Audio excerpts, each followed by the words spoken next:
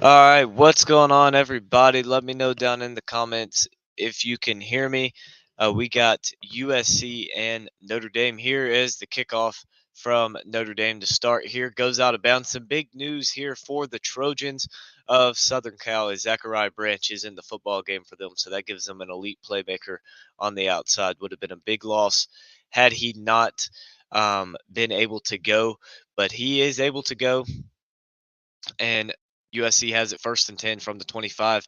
Caleb Williams going to hand it off. That's Marshawn Lloyd, the transfer from South Carolina. He gets about a yard, if that, bring up about a second and 9. And that's one of the biggest things I'm looking for from from this Notre Dame team is how they control the lines of scrimmage. Because if they get pushed around like they did against Louisville, this is going to get ugly real quick against an offense like USC. But I expect them to be better. USC isn't as physical up front as Louisville is. They don't have the playmakers at running back like Louisville did, but they definitely have playmakers in the quarterback at the receiver position. So it's going to be one that both these teams are going to have to show up and show out for. As Williams drops back to pass, he's going to get pressured. He does get away, running around still, and he's just going to have to run out of bounds and lose about a yard on that one. Bring up a third and 10 now for the Trojans. Nice pressure there from the Irish to force him out of bounds. So the two big guys here to watch for this USC team offensively, when you look at the wide receiver position, is Zechariah Branch and Brendan Rice. You got to keep your eye on them, especially if you're this Notre Dame secondary. You got to be able to watch them and limit the big plays from them, because if Caleb Williams can connect with them on the deep ball, you're going to have a tough time in this game.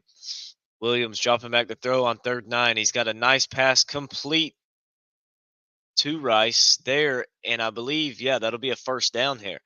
Nice pass there from the veteran quarterback in Caleb Williams, the defending Heisman Trophy winner, and they get the first down. So bear with me for a minute here, guys. I'm going to go ahead and try and get a poll up on our stream for who you guys think will win. So Williams play action with Marshawn Lloyd. He overthrows his tight end. It's intercepted. Notre Dame running it all the way back and forced out of bounds at the 13. That is Xavier Watts. Picked the ball off after Williams overthrew the tight end, and he runs it all the way back to the 13 of the Trojans and sets Notre Dame up to start this first drive in the red zone. That is exactly how Notre Dame needed to start after losing last week pretty bad to Louisville, dropping one in this stadium a few weeks ago to Ohio State. Had a tough battle against Duke, so this is a team that is playing a huge game here for them. So that is definitely the way that you want to start there. And what a start for them, as that ball is just barely over the fingertips of Caleb Williams, intended receiver, his big tight end, um, Lake McCree, 6'4", 217, just barely over the fingertips of him as Williams was getting some pressure in his face. He made a mistake. It's intercepted. Hartman going to hand it off. This is Estime inside the 10 down to about the 6-yard line. Bring up about a 2nd and 5 here for the Irish.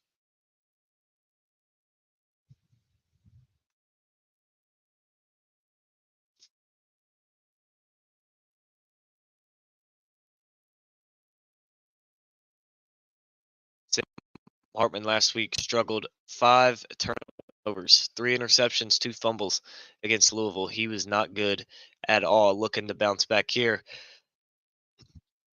as he's going to give it to Estime again, and he's going to get only about 2 yards, bring up about a 3rd and 2 now from the 4. This would be huge for USC if you can hold this Notre Dame team to a field goal here, or potentially even, if Notre Dame decides to go for it and you can stop them. This would be huge, huge play in the game coming up here for both teams, as you got a 3rd and 2 for Notre Dame from the USC 4-yard line.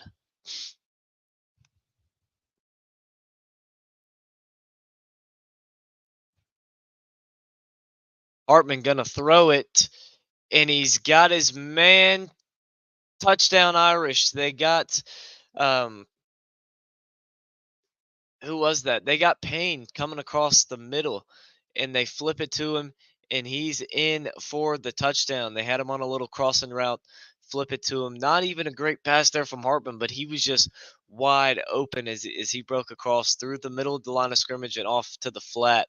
And again, not a great pass. It was actually kind of behind him, but a great adjustment from Payne, a great catch, and a great job to get into the end zone here for the Irish, and that puts them up 6-0 here early on, the extra point awaiting, and it's up and it's good. So we got a 7-0 ball game here in South Bend as the Notre Dame Fighting Irish get the turnover and now go down the field and put up 7 on you or not down the field, 13 yards I should say, on USC and make it 7-0 here in quarter one as they are minus 3-point favorites here.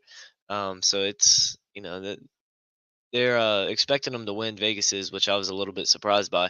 But we're gonna go to a commercial break, and we will be right back with you guys as soon as the action returns. Stick around, don't go anywhere.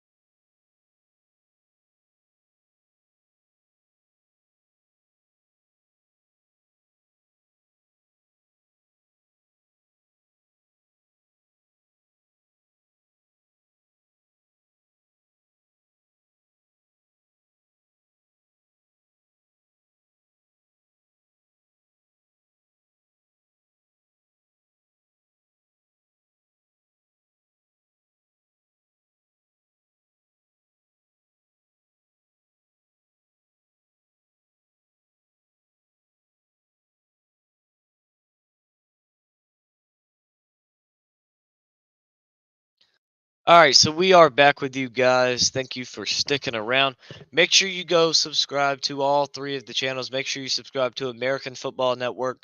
Make sure you subscribe to the Football Expert, and make sure you subscribe to the channel that we do together, College Football Roundup. I am American Football Network here with you guys tonight. Our co-host, the Football Expert, unable to make it. I should probably go ahead and change that right there. That way you guys can see who I am. But yeah, American Football Network here with you. Make sure you guys subscribe to all three of our channels. So Notre Dame off of the Caleb Williams interception makes it 7-0 early on here, and they kick it away to the Trojans. Now Branch going to get a chance to return this one as it bounces to him, and he fields it about the 1, and he's going nowhere. Stopped at about the 18-yard line, his own 18-yard line, and that is where Caleb Williams in this offense will take over and try and come back from an early deficit already. They didn't look great on their first drive. They did get a nice first down on the 3rd and 9, but then the very next play had a great play design. The tight end was open. Williams just overthrew him and missed him, and Notre Dame able to run it back to the USC 13. But Williams in the offense will take over from their own 19-yard line here. 11:23 to go here in the first quarter. Williams going no, he will hand it off, and they'll get about 4, maybe 5 yards on the handoff there. Nice run from the Trojans there. Tricked me. I thought he was throwing the screen pass down to the bottom.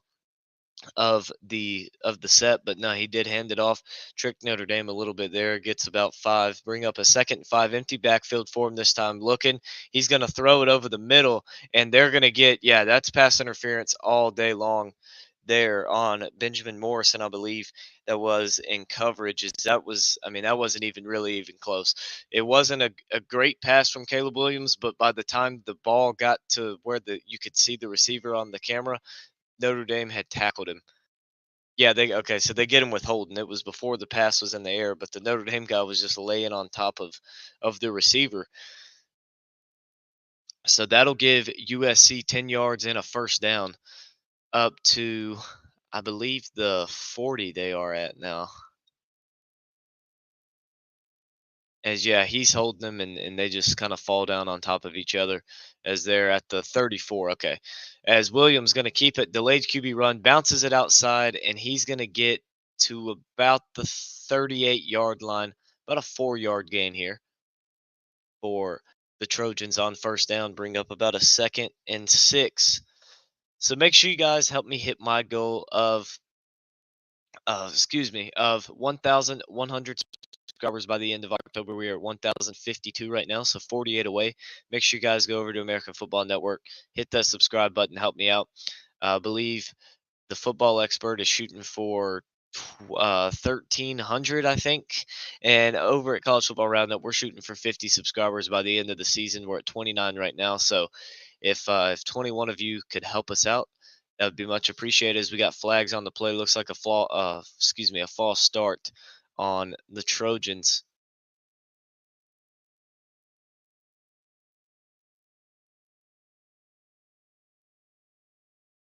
Yep, they're gonna get USC here with the false start, and that is number 57, Justin Dedich.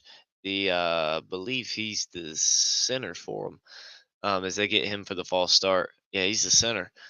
And now the handoff on 2nd and 11 for USC. That one goes to number 6, Austin Jones. He gets maybe a yard or two there. Nice tackle on the play.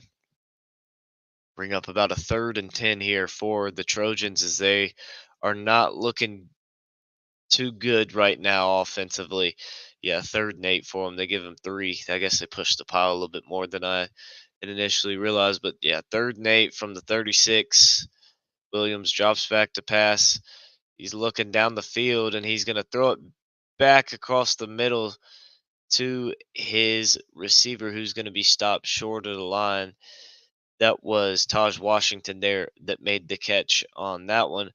And yeah, he's going to be stopped at about the 40. They needed about the 46, bring up about a 4th and 6 here. I'd imagine USC going to have to punt and just Notre Dame doing a nice job defensively so far here in this game to hold USC.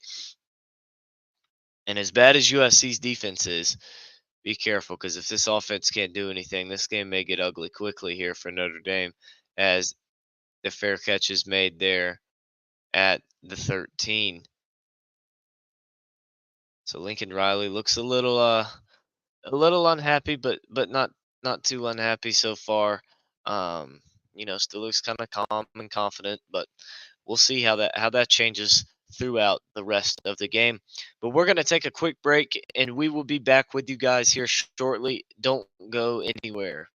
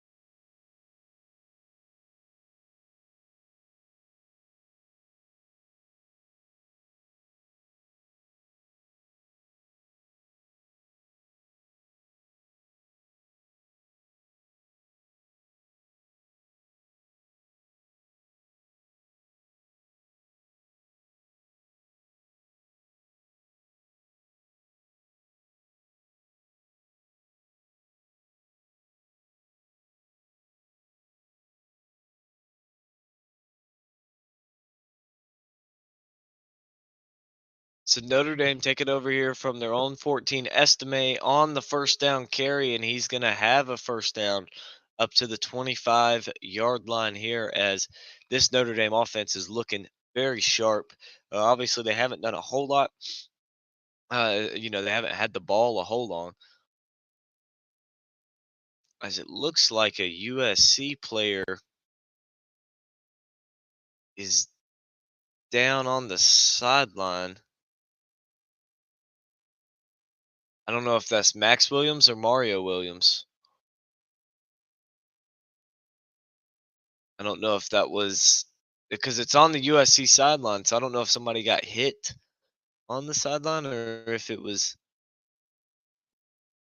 No, yeah, it's Max Williams. He got injured, was able to get up and get over to the sideline before he fell. Okay, I was a little confused there because he fell on the sideline. But yeah, Notre Dame's offense, they haven't moved the ball very far. Like 'cause they took over at the 13 of USC after an interception, but the offensive line's getting some nice pushes, a little pass to Estime, and he runs a man over and gets about 5 yards, bring up about a second down and 5 now for the Irish. They haven't gone very far with the football. They've only 2 plays into this drive and only had 3 on the last drive, but they're getting push, some good play design, and they look confident. Definitely a lot better than they did last week. That is for sure. Make sure you guys go over to my stream on American Football Network. Make sure you guys can vote on that poll of who wins tonight, either Notre Dame or USC, as the 2nd and 6 run is stuffed. Estime going nowhere on that one. So a big 3rd and 6 here early on in the football game. USC needing to stop here, get that offense back out on the field, and try and send this Notre Dame defense or offense to the sideline.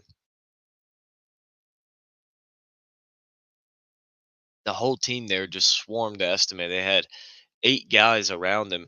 Big Bear Alexander in the middle there, number 96, 300 pounds with the tackle on that one. A nice stop from him there as a 3rd and 5. They give him about half a yard, which makes it about a 3rd and 5. Hartman dropping back the throw, throwing over the middle. That one's incomplete.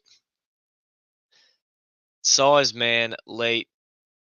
Um, He was looking for Rico Flores Jr., the wide receiver, 6'1", 195. Was looking for him over the middle.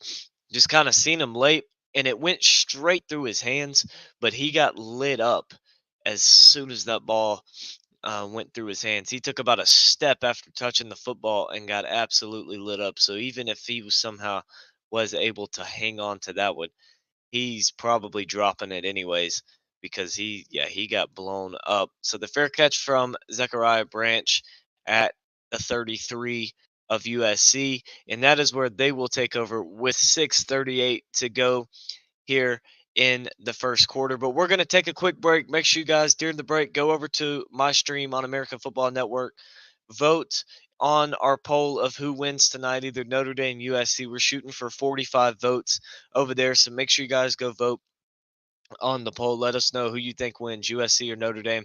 We're going to take a quick break. We'll be back with you guys in just a moment. Don't go anywhere. We got a great primetime matchup for you. We'll see you in just a second.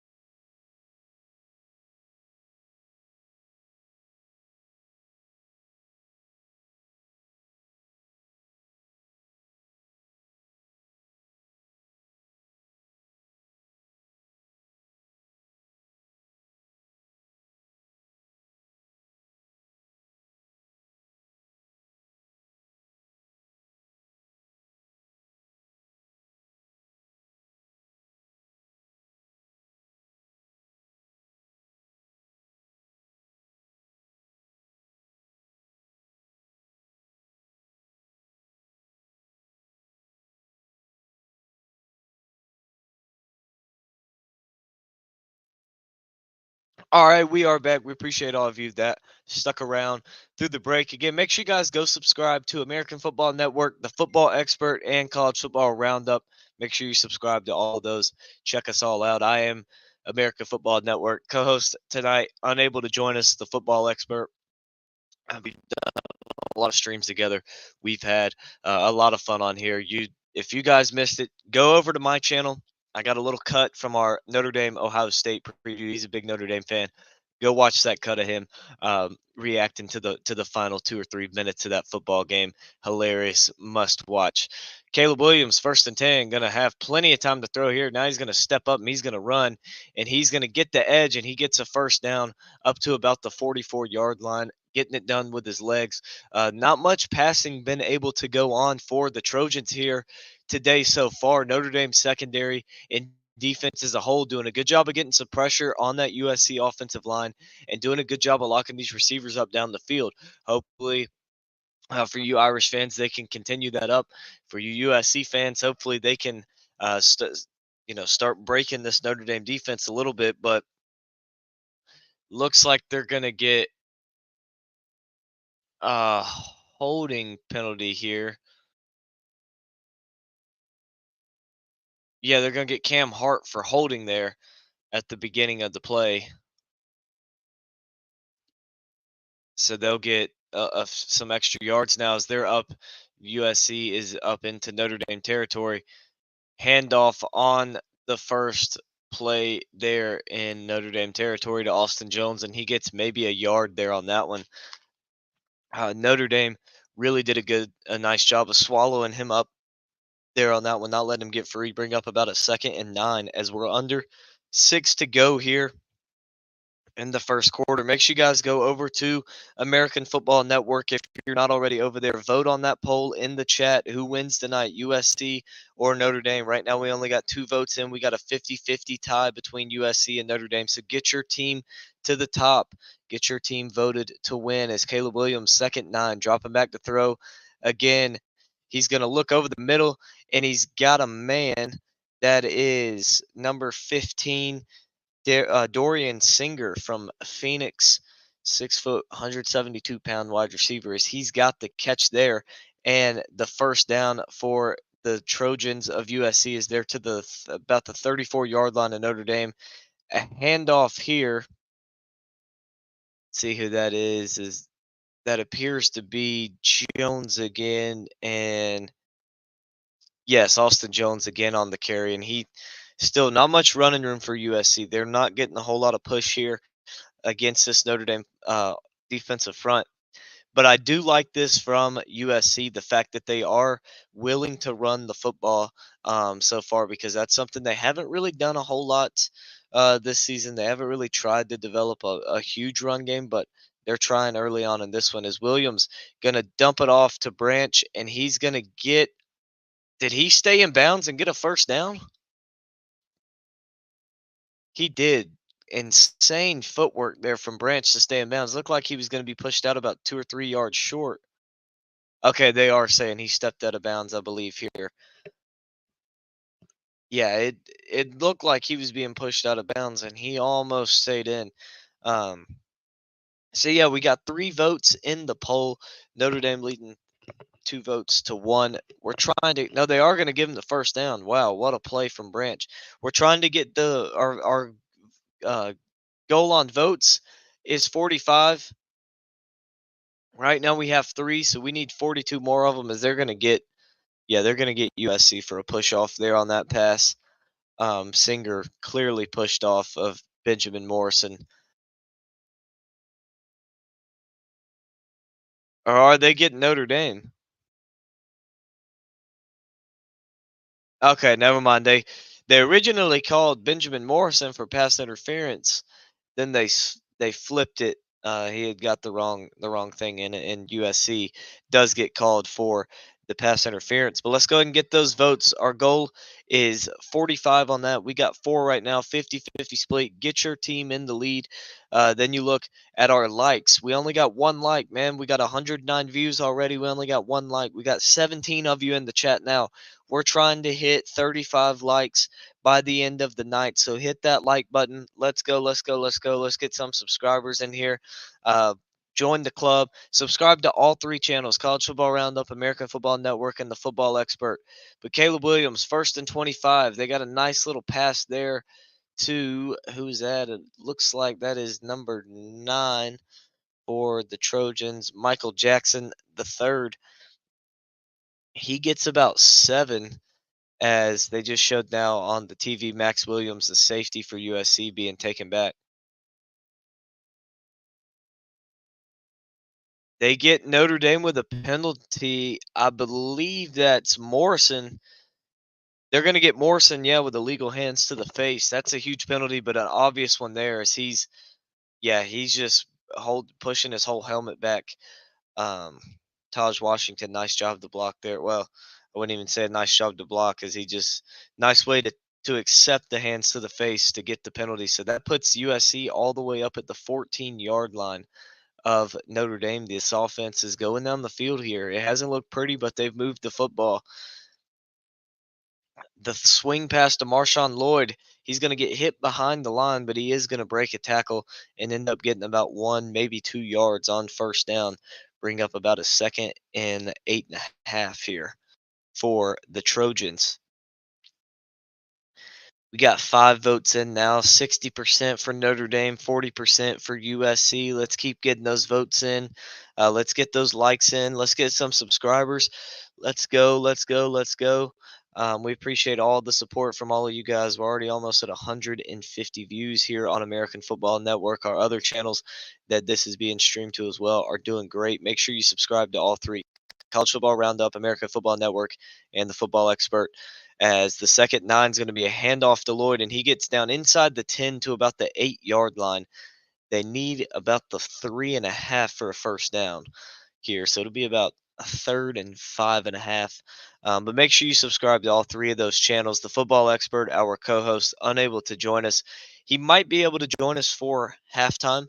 We'll have to wait and see about that, but we're going to try and get him on for halftime. But yeah, great game so far here. This let's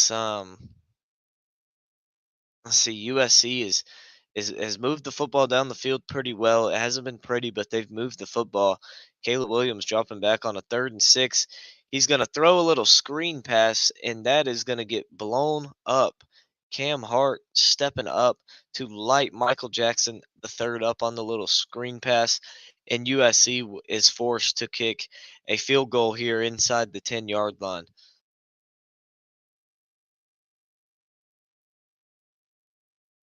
Notre Dame brought the house and forced Caleb Williams to get the pass out quickly, and Jackson unable to really make Cam Hart miss there as he just got blown up. A 25-yard field goal attempt now for the Trojans, and the kick is up and it's good. So we got a 7-3 ball game here. Daniel is in the chat with us. What's up, Daniel? What's going on? He says, "Wow, 17 watching and nobody chatting." I know, man. We got to get some more people in the chat. Come on, guys. Let's get in here. Let's hit that like button. Let's vote on the poll. Let's get it going, man. We got 176 views, only 3 likes. Let's get these likes up. Let's get some new subscribers. Join the club. But we're going to take a quick break. We'll be right back after this commercial break. Don't you guys go anywhere. Uh, Actually, go somewhere during the break. Come over to my stream on American Football Network. Vote on our poll as who's going to win tonight's game, Notre Dame or USC, and then feel free to go back to whichever stream you were watching, whose ever channel. But come over here to ours and vote on our poll real quick. We got 9 votes. We're trying to get this to 45. We got 3 likes. Our goal is 35. So let's continue rolling with those. But yeah, we're gonna take a quick break and we'll be back as soon as the action's back.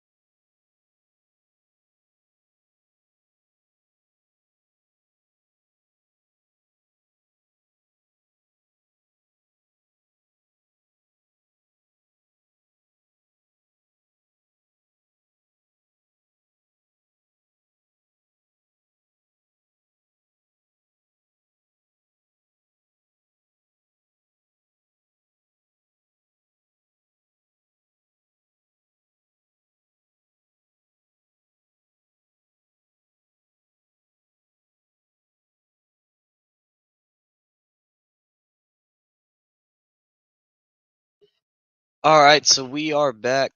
Thank you guys for jumping in. We appreciate all the support we've got as USC ready to kick it off after the field goal was made. So they're down 7-3 now as Tyree's gonna no, that's not Tyree. Who is that? I apologize to you guys. I am not a fan of either of these teams. Just streaming the game. That was Devin Ford there on the kickoff, and he had a hole there for a minute. Then it closed up, but still a solid return for him there.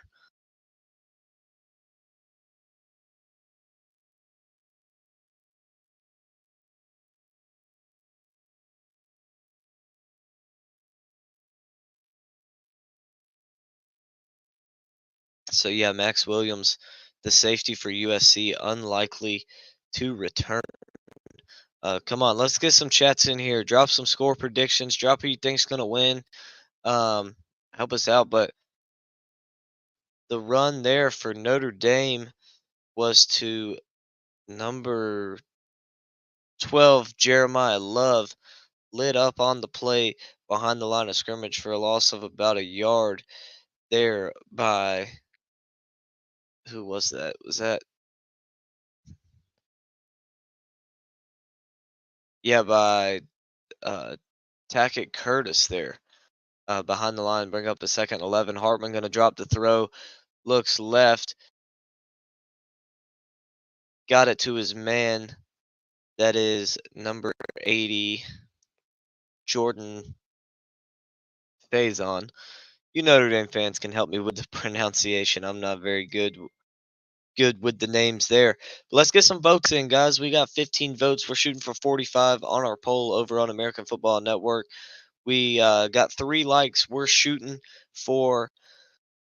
we're shooting for 35 likes, and we've gained 1 subscriber tonight. We're shooting for 25. So let's go. Let's get that. Let's get those goals hit. I'm about to put those goals up for you guys on the screen so we can track our progress here.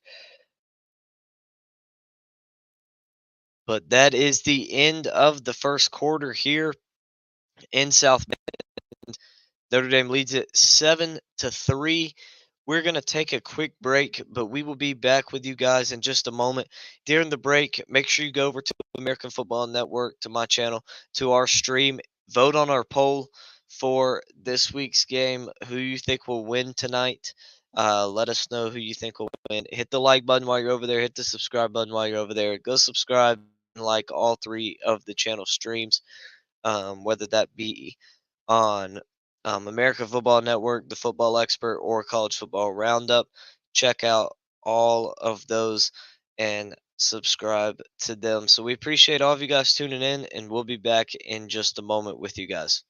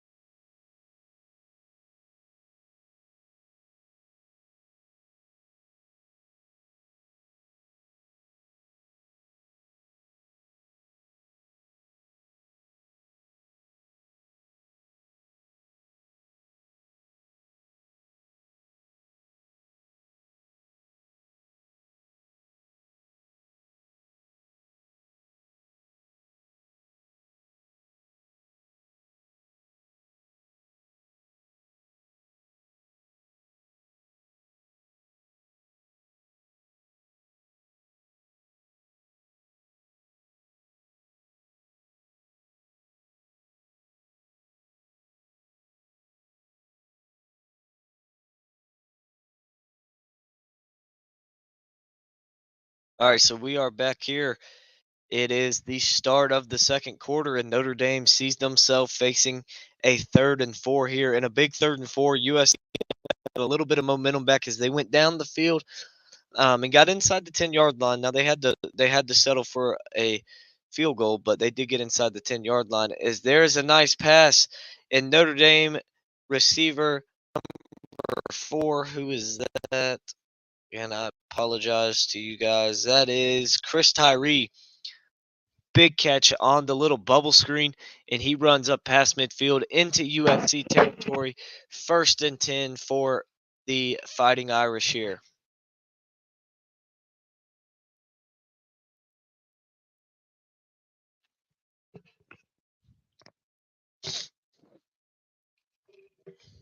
As he gets up to about the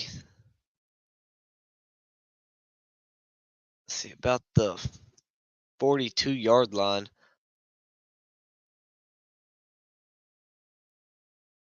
The little end around here to face on is a big gain now, up to about the 36-yard line.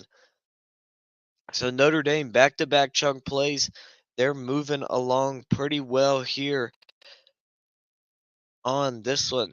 You new folks, head over to American Football Network, our stream. Click on, or go to the chat and vote in the poll. Click on whoever you think is going to win the game. Notre Dame currently leads 67% to 33% with 15 votes total. Help us hit that like goal. We got 3 likes on 330 views. Come on now, let's get that to the 35 views we're shooting for. And all you new folks, help us hit that subscriber goal. So far, we've gained one of 25.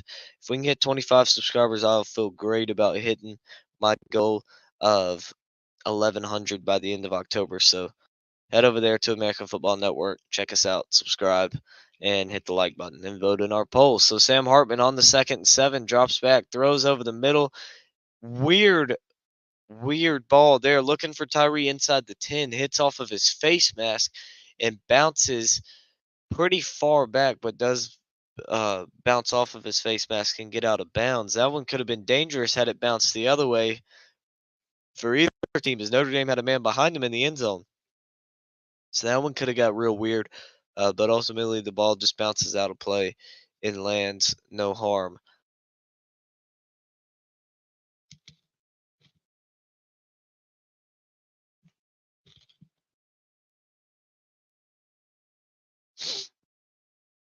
So a 3rd and 7 here. Sam Hartman finds his man, gets his tight end number 88. That is Mitchell Evans, 6'7", 240-pound tight end, big target there for Hartman, but he will be stopped short of the first down. This will bring up, I believe, a 4th and 2, 4th and 3 here for the Irish, and they are going to send on the field goal unit here to kick a 36-yard attempt. And that one's up, and it is good. So Notre Dame at 10, the Trojans of USC at 3, as we are heading to a commercial break. We're going to take a quick break here just to make sure we don't get tired, as we still got a long ways to go here. We're only one drive in to the about a half a drive into the second quarter, so we still got a long ways to go here in this football game. But make sure you guys like and subscribe to American Football Network, the football expert, and college football roundup. And make sure you guys come vote on our poll. We have 17 votes now and 4 likes, so let's keep those coming. But we're going to take a quick break, and we'll be back with you guys in just a moment.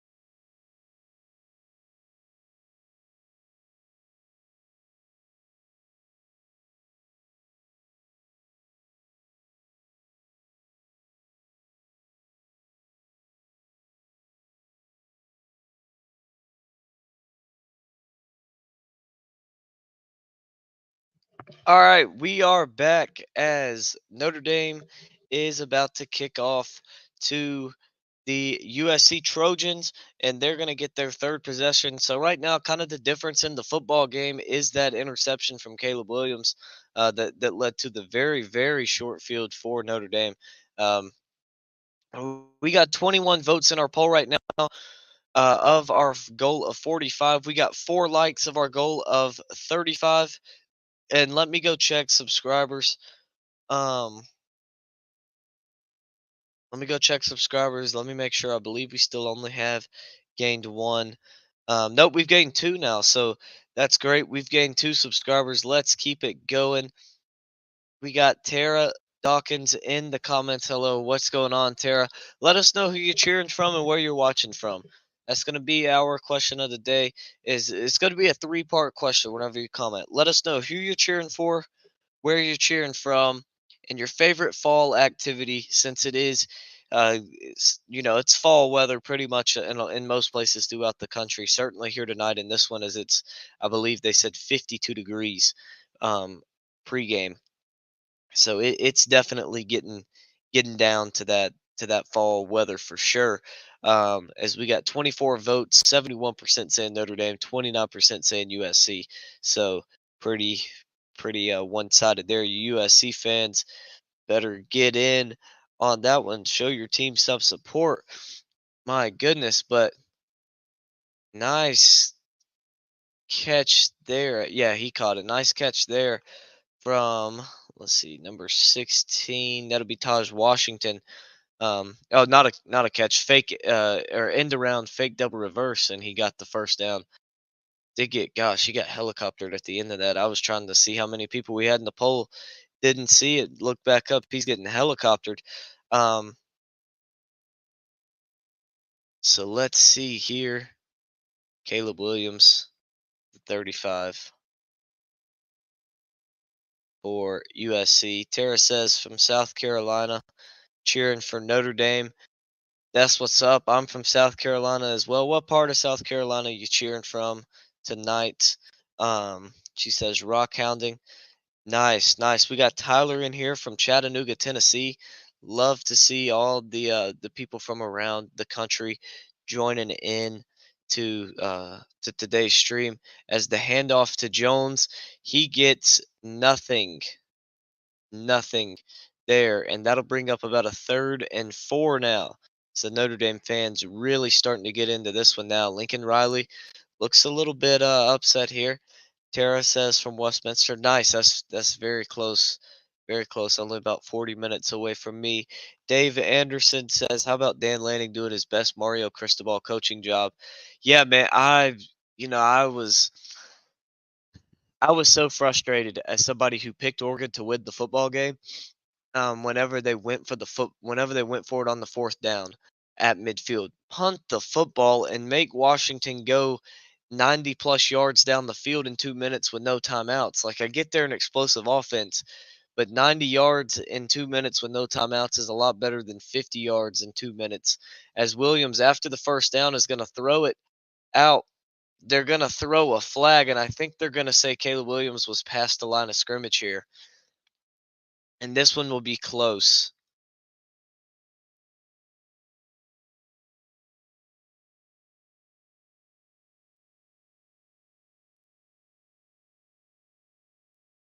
Okay, so they're saying that Notre Dame may have had 13 men on the field, is what they're saying the flag was for. Williams was really close to the line of scrimmage. It looked live like he was.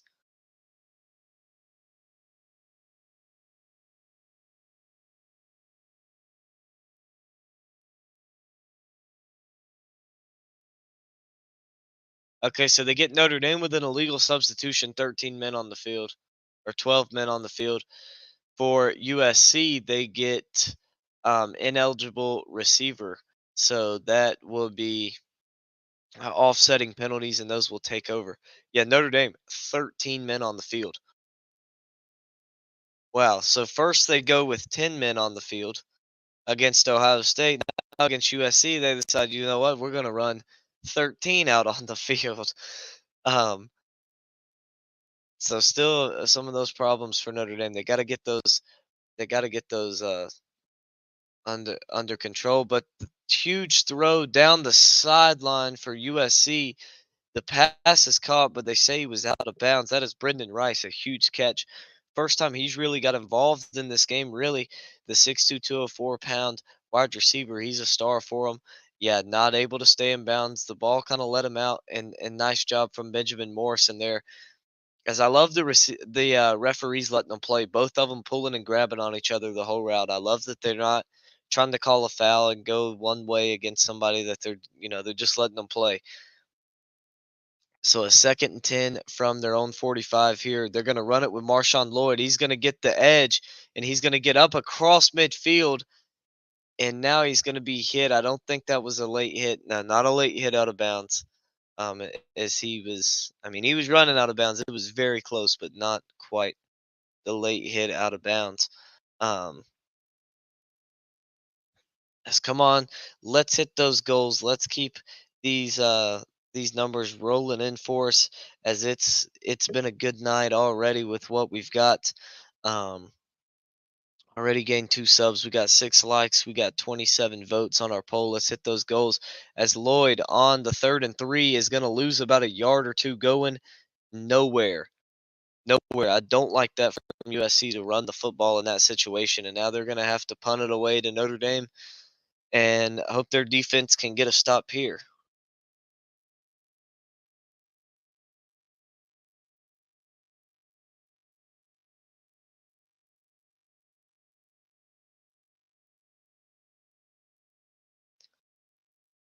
So unable to move the sticks there for USC, and they're going to have to punt. They lose 3 on the 3rd and 3 run. As the USC punter is hit and there's a flag down.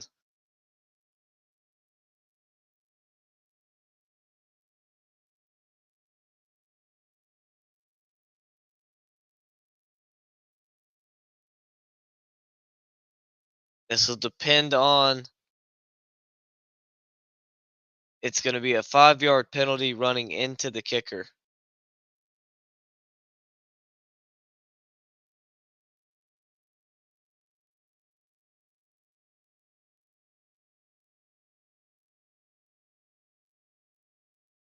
Jalen Sneed hit him for the penalty. I think they're still trying to figure out which one they want to call.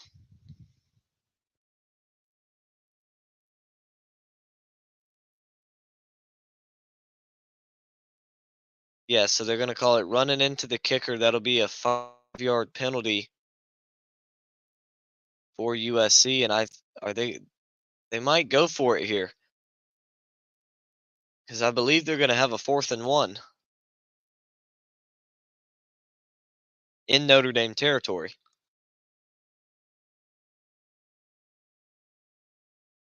Yeah, Lincoln Riley sending the offense out there, 4th and 1.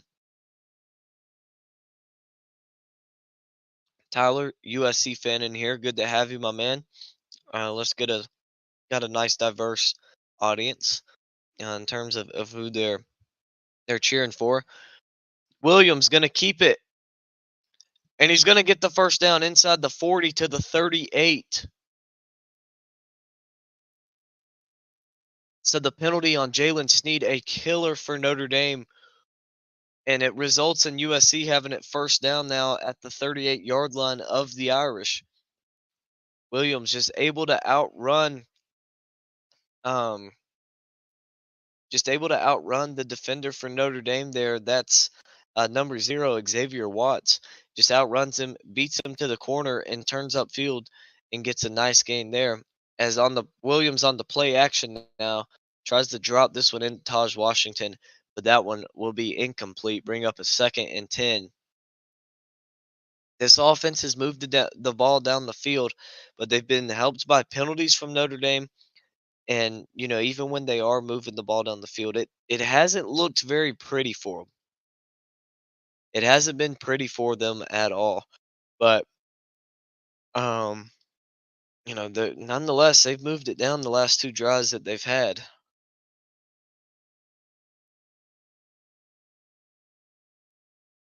Williams gonna run, and he's gonna run into the end zone. for the touchdown, but there is a flag on the play. This one might be coming back.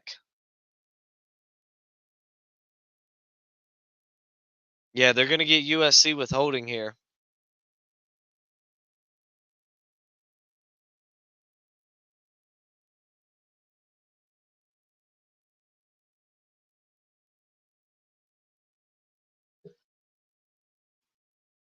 A nice play call there on the zone read. Williams, a great read there, but they're going to get the Trojans with a hold. And that's going to set them back, bring up a 2nd and 20 now, move them back near midfield to the 48-yard line now. So not a good result of that play is that is something to look out for though. I would like to see USC call that play again. Probably not right here, but at some point later in this game, call that play again. As now Branch gets the handoff and he's going to get all the way to the 31-yard line, bring up a 3rd and 3, a 17-yard gain there for him on 2nd and 20. They lined him up as a running back, and he just used his speed to outrun everybody to the edge and falls forward to the 31. So a huge play there for USC on the 2nd down and 20. So a nice job there for them to really move the football and set themselves up with a manageable 3rd down. So Williams in the shotgun sends Washington in motion. They're going to hand it off to Jones, and he's going to come up a yard short at the 29. They need the 28. I'd like to see USC go for this again. A field goal, in my opinion, doesn't really do you much. And it looked like Lincoln Riley is leaving them out there.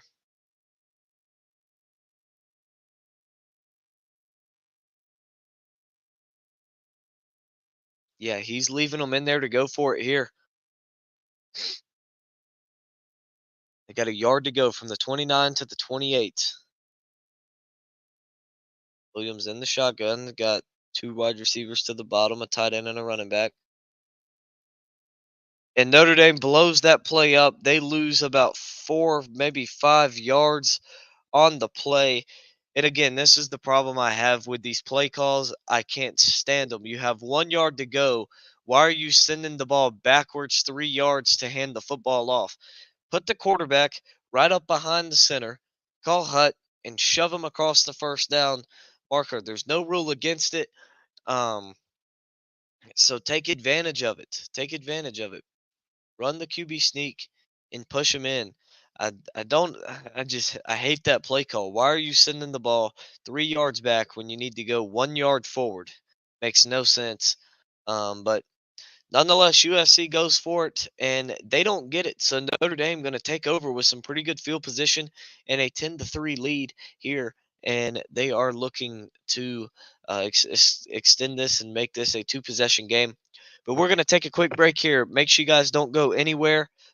Go vote on the poll. Go hit the like button and give us a subscription to American Football Network, the football expert and college football roundup. We'll be back with you guys in just a moment.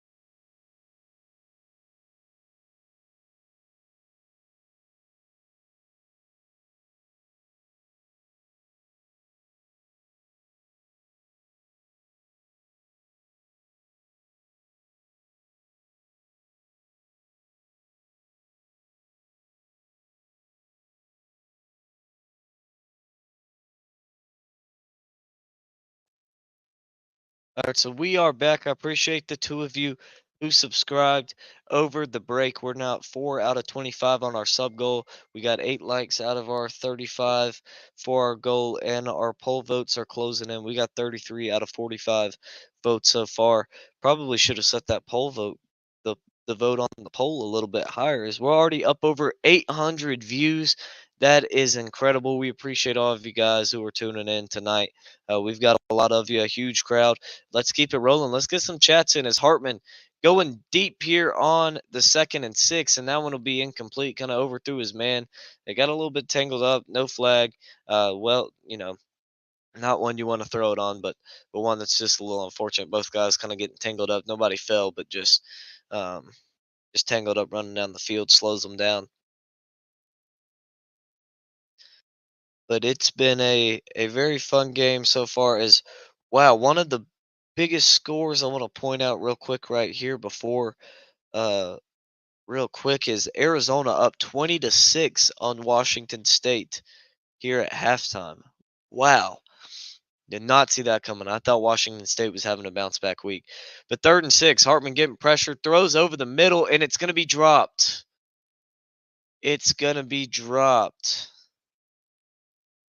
Man, he had his man over the middle for the first down, Mitchell Evans, and he's unable to hang on with it. He got some separation. The throw was a little bit behind him. The ref was really in the way of that one. That's why the throw had to be behind him. The umpire was standing in the way, and he's unable to hold on to it. So with 5:19, Notre Dame's punt unit's going to come out on the 4th and 6 and punt this one away. It's going to be a fast, lower punt because USC was getting back there. Branch going to have a chance to return it. He's one of the most dangerous returners in the league, and he's going to get up to about 20. But there is a flag on the play. Did USC hit Notre Dame's kicker this time?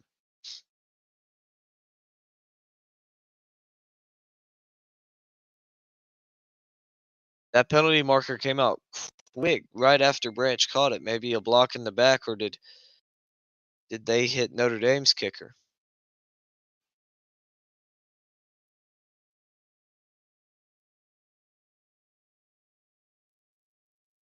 So they're going to get USC with a hold. That'll start them back half the distance from the goal with 5:07 to go here in the second quarter. As Caleb Williams and the offense will take over and try and go down and tie this football game up, as the defense is holding up pretty good here. The offense needs to start moving the football. Right now, the interception on USC's first drive that Notre Dame took back to their own, or to the USC 13-yard line, has been the difference in this game. But we're going to take a quick break. Make sure you guys go over to the stream on American Football Network's channel, my channel, and help us hit these goals. Our sub goal, 4 out of 25 subscribers. So far, we need 21 more. Our like goal, we've gotten 8 out of 35. Help us hit that. And the votes on our poll, we are at 33 votes out of our goal of 45. So help us hit all those. We're going to take a quick break and we'll be back with you guys in just a moment. Don't go anywhere.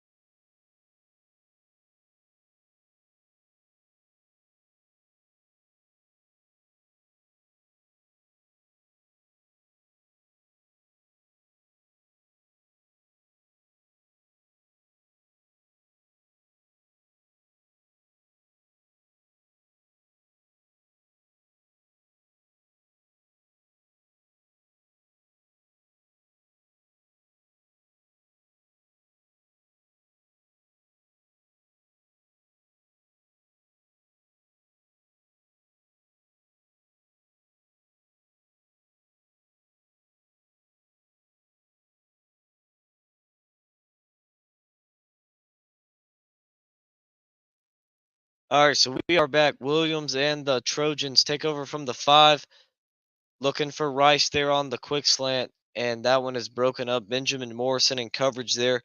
Nice job to get a hand in between um, Rice and the football on that one.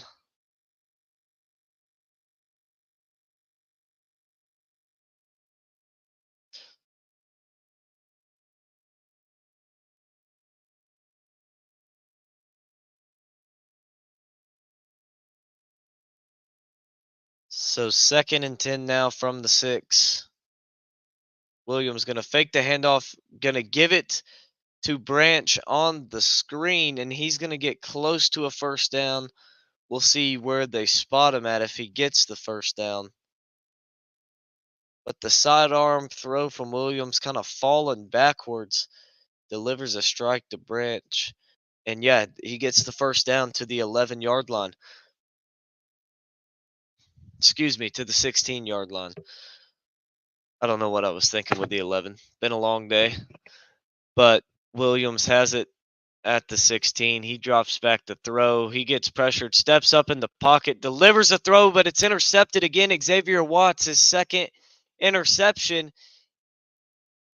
and he gets close. He's going to be hit out of bounds at the 1-yard line. That pass was tipped at the line of scrimmage, goes straight into Watts' hands, and he runs it back. He got nailed at the end of that, but gets it down to the 1-yard line.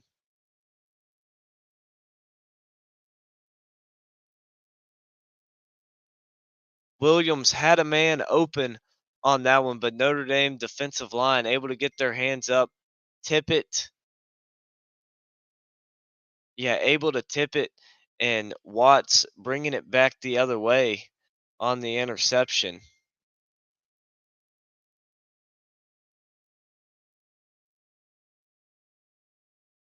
Man, 79 nailed him at the end.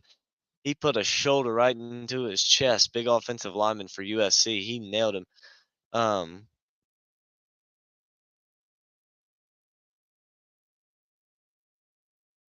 so 1st and goal from the 2 here. They give it to Estime straight through the middle. Touchdown Irish as they extend their lead now on the Trojans and extend this out to a double-digit lead. So both their touchdowns now coming off of 2 very short fields off the interceptions. They've gone a combined 14 yards on their drives to get 2 touchdowns. Combined 14. So they started at the around the 12-13 on the first one. Start at the 2-yard line on this one, and Estime gets in for the touchdown for the Irish, and the extra point is coming up to make this a 14-point lead.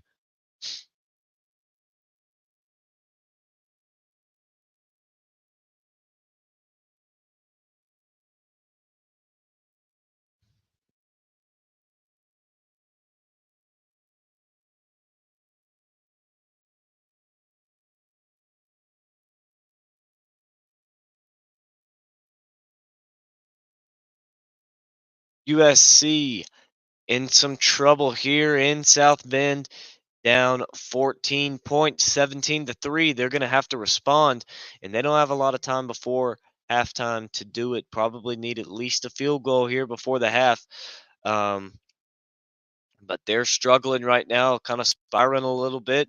It's 17-3, a Notre Dame lead. But we're going to take a quick break. While we do, go vote on our poll. We're 2 votes away from hitting our goal. Our likes, we got 9 likes. We need 35 likes to hit our goal, and we are 21 subscribers away from hitting our goal for the stream. So go, go, go. Get on that during the break, and we will be back with you guys in just a moment.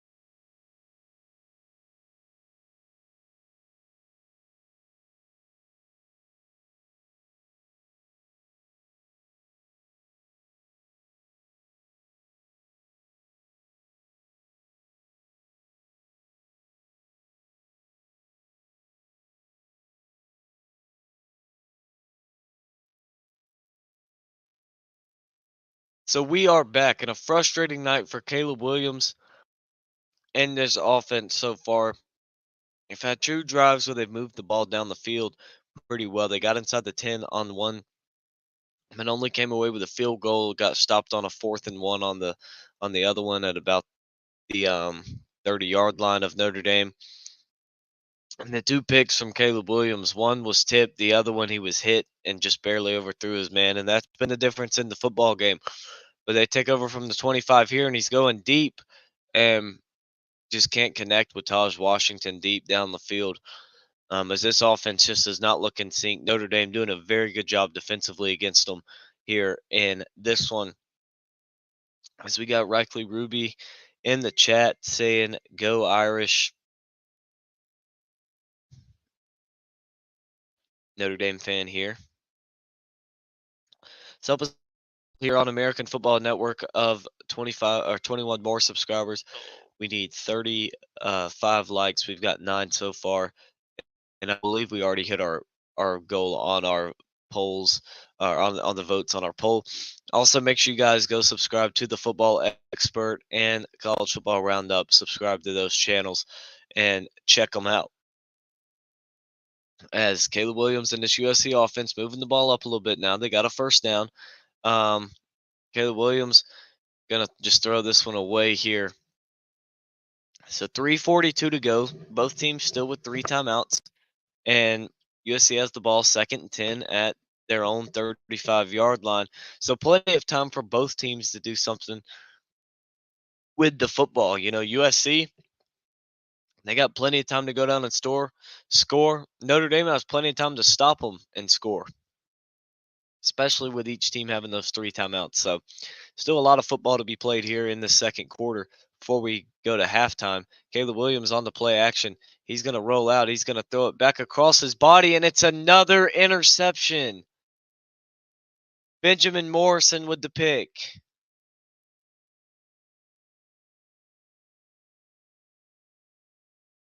Caleb Williams, his third pick of the half.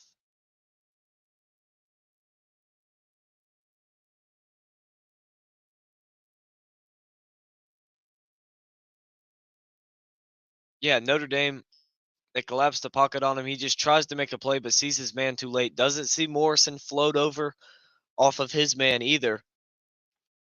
And Morrison just playing kind of ball hawk right there. Sees the weak pass coming his way and makes the interception.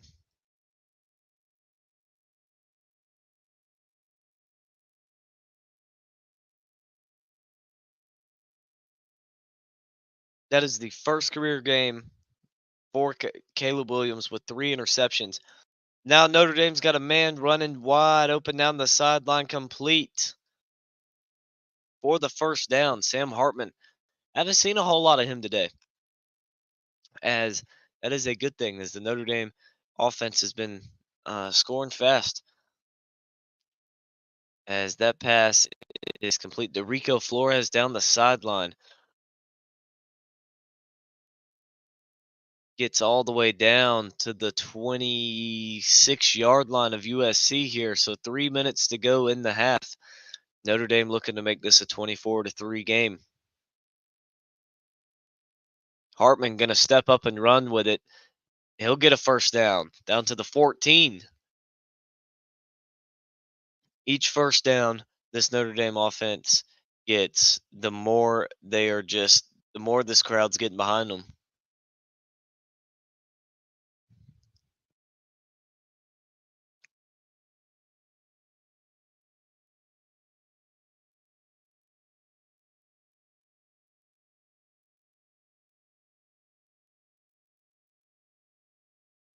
Caleb Williams, man, struggling. We'll see if Lincoln Riley. The biggest thing for Notre Dame is don't take your foot off the gas just because you're up 14 and looking to get more, as Estime powers his way down to the 9-yard line, bring up about a 2nd and 5.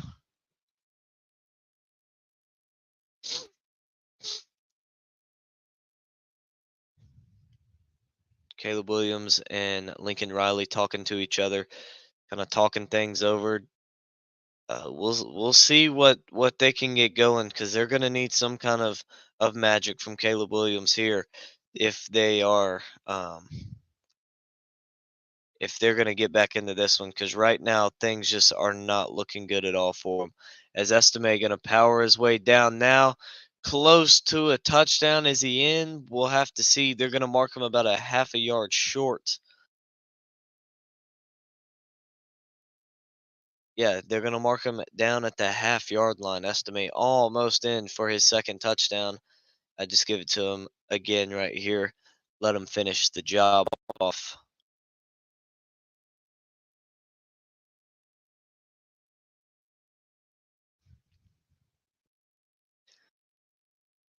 USC takes a timeout here, trying to get some time back to be able to try and score here. Only 3 points put up so far for the number one scoring offense in the country coming into this week.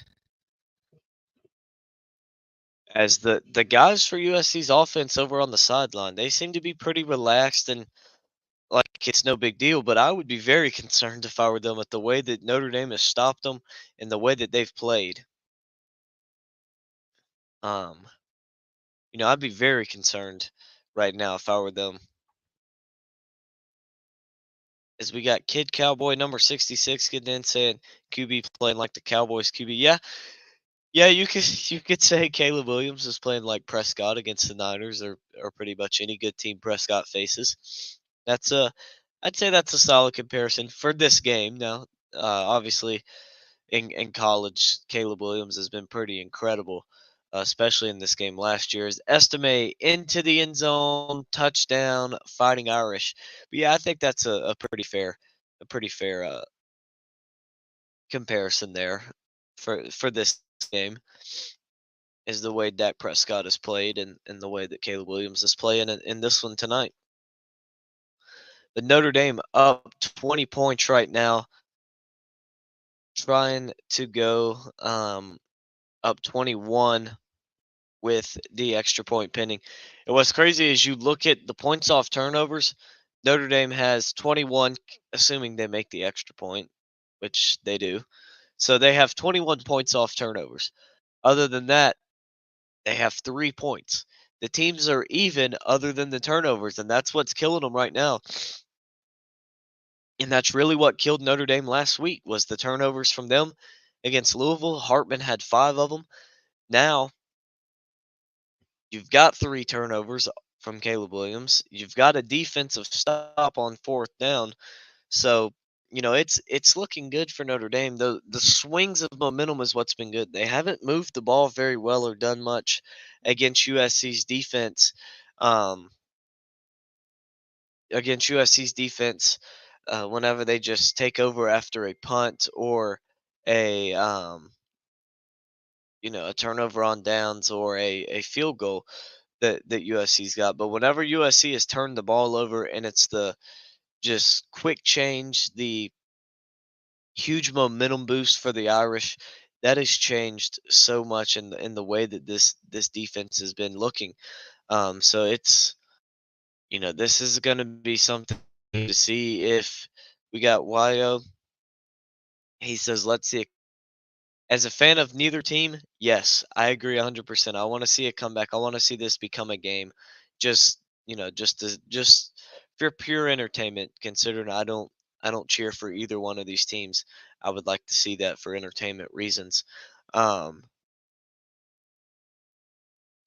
but yeah, let's get those goals up. We got 12 likes out of our goal of 35. We already hit our votes goal of 56, but let's keep those votes rolling in. We got 12 likes, so let's get some more. We are looking for 35. Let's keep that going up. Come on, come on, get on that. We got 21 more subscribers to go to hit our goal. We're currently at 1,056. So we need 21 more to hit that goal as they find Taj Washington over the middle on first down for the Trojans, a 9-yard game. They're trying to hurry here. A minute 22 timeouts. Got a 2nd and 1 now. See what they can do with it.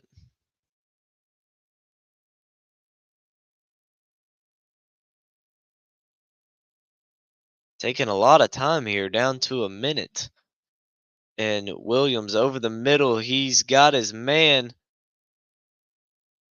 up past midfield, complete to Mario Williams. Mario Williams on the sideline during that last drive for Notre Dame, trying to hype the boys up on his side. Williams gonna keep it on the QB keeper. He slides down. 40 seconds, two timeouts for the Trojans. And they're gonna use one.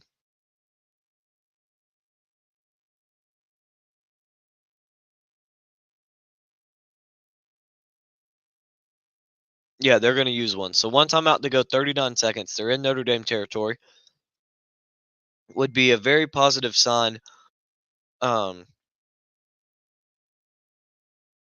would be a very positive sign if if he can get this USC team into the end zone.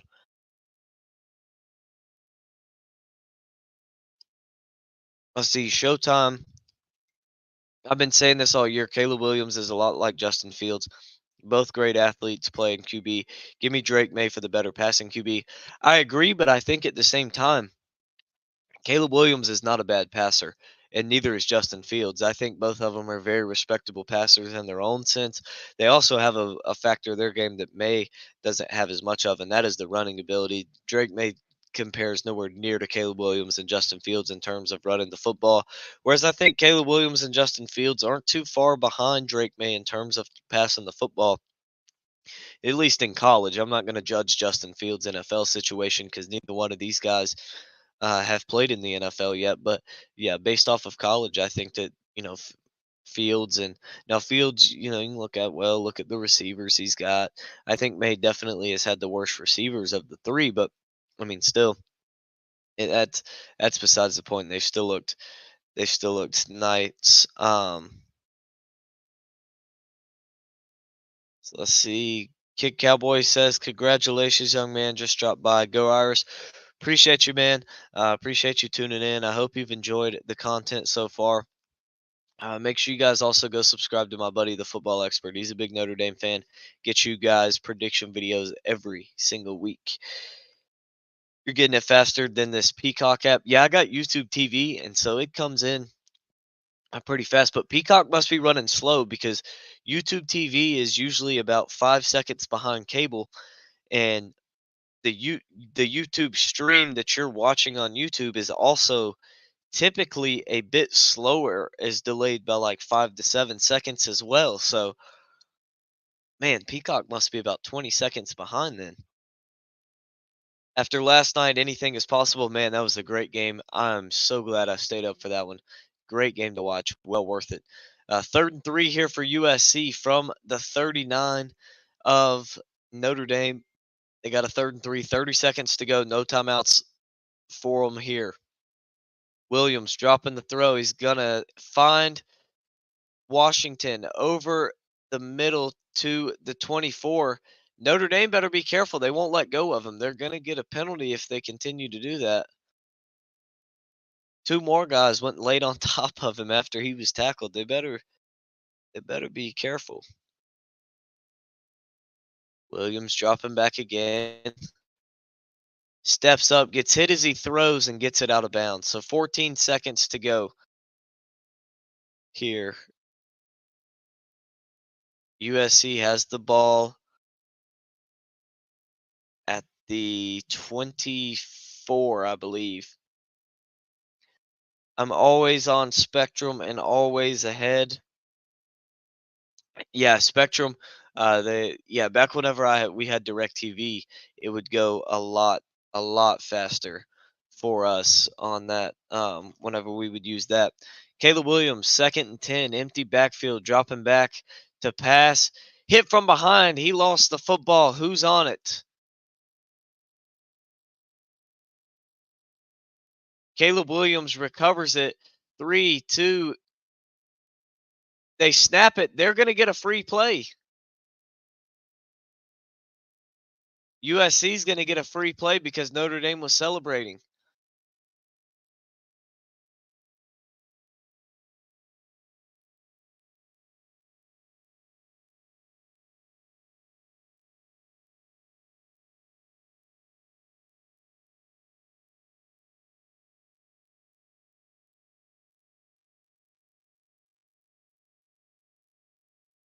They're going to say a Notre Dame timeout with 2 seconds on the clock. Yes, the clock on the TV did. Also, those sometimes those TV clocks aren't always 100% accurate either. Um, but nonetheless, Notre Dame called a timeout with 2 seconds left. And what a play there. Williams did not even see him. He was looking left, and defensive end for Notre Dame just got through the line of scrimmage there and made the hit on him. No chance at all um for Caleb Williams to do anything, as USC is going to come on now and kick a 48-yard field goal. It's up and it's good. So we go to the half. Notre Dame leads it 24-6. So we are going to take a quick break. We'll be back in, I would say, probably about 3 minutes. We're going to run through some scores, look around some stuff around the country, and then we will be back with you guys for the third quarter. So don't go anywhere. We'll be back in about 2 or 3 minutes. We'll call it 9:07. We're going to be back.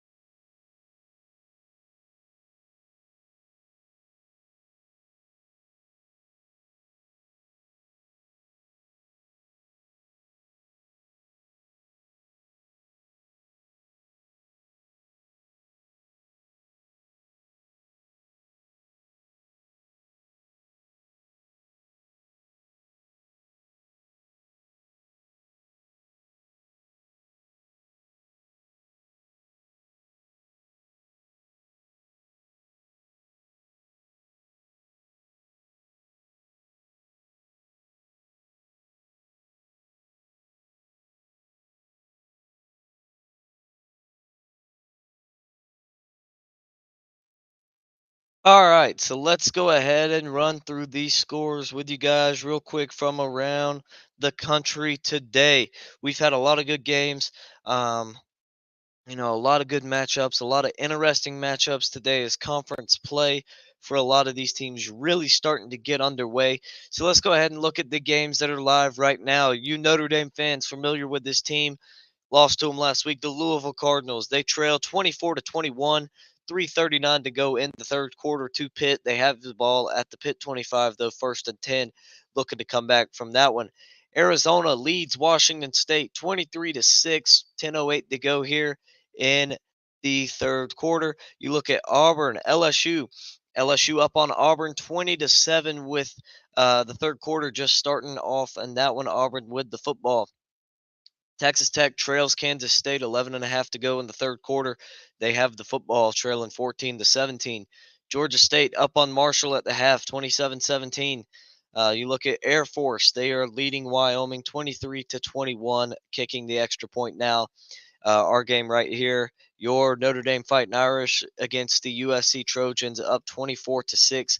Miami beating Miami or North Carolina, excuse me, 5:17 to go in the second quarter there. Miami up 14-7, about to kick it off to the Tar Heels. You look at Missouri up 17-14 on the road at Kentucky at the half.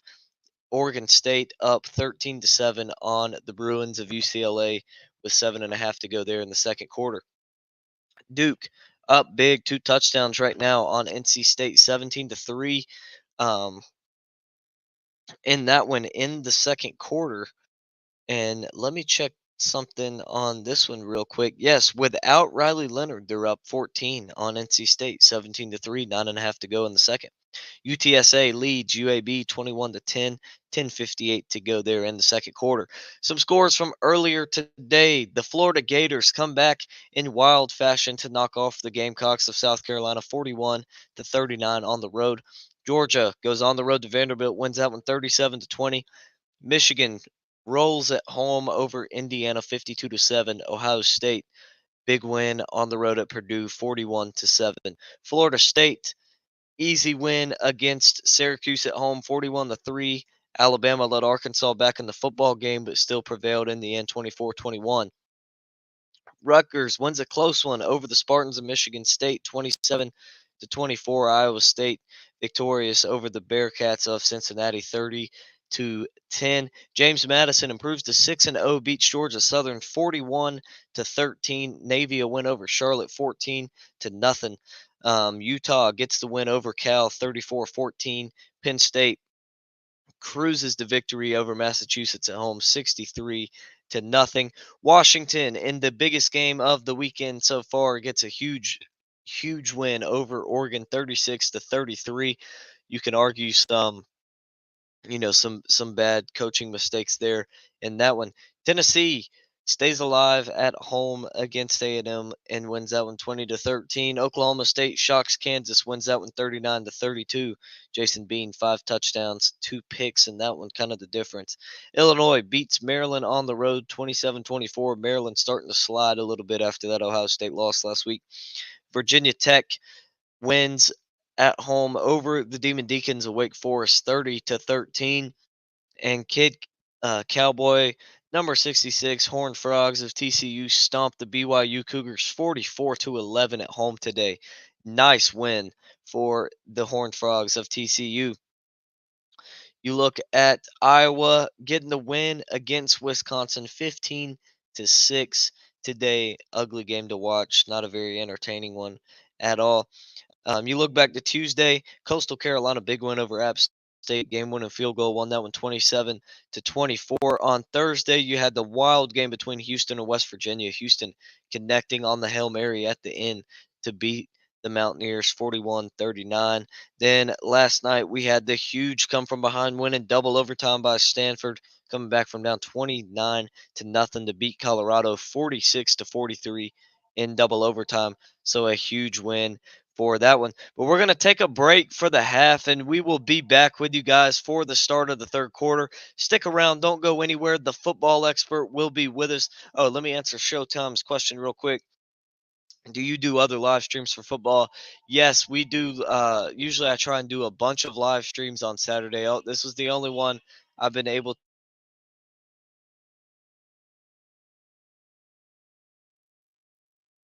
This is the only one I've been able to do today, but we have been able to do a lot. Me and the football experts have been able to do a lot of them, and I also do a few NFL streams whenever I get a chance to. So, yes, sir, be looking forward to that. But we're going to take a quick break as we are at the half here between the Notre Dame Fighting Irish and the USC Trojans. Notre Dame up 24-6 at the half. We will see you guys shortly for the start of the third quarter. Showtime, appreciate the sub, my guy. See y'all soon. Start of the third quarter with the football expert coming up next.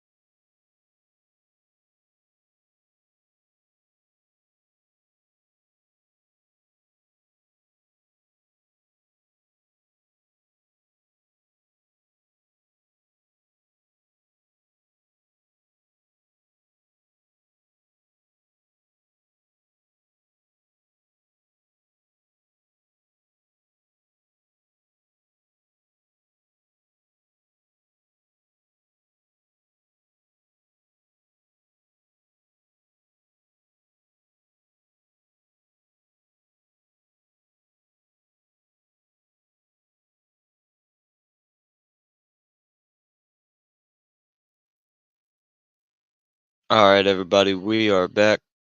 And coming up with us soon is going to be the football expert. He's able to join us as the 1st and 10 is dropped off to Taj Washington. He gets about 9 yards there for USC. There is a flag on the play. I think this is going to be a holding on the Trojans here, as they did get a nice return from Branch on the punt. Yep, it'll be holding on number 4, Mario Williams. That'll bump them back. So USC will have it now 2nd and 20. 1st and 20 from the 33, I believe now. So let's go ahead and get the football expert in here with us. Our Notre Dame fan. How's it going? It's going well. It's going well. I was disappointed that I didn't get to be here for the first half coverage, but excited to be here for the second half. Getting back here from commercial break, 1st and 10 here for the Trojans. So what are your thoughts? It's a 1st and 25 for USC, and they're gonna get a pass interference on Morrison. That's gonna get them a first down there. Is it a spot foul now in college? No. Okay, I didn't think it was, and I think I'm a little bit ahead of you. So let me back up a little bit. Let me know whenever you get to the snap on the 1st and 25. Okay. I am way behind. They're just about to announce the 1st and 20 penalty. Okay.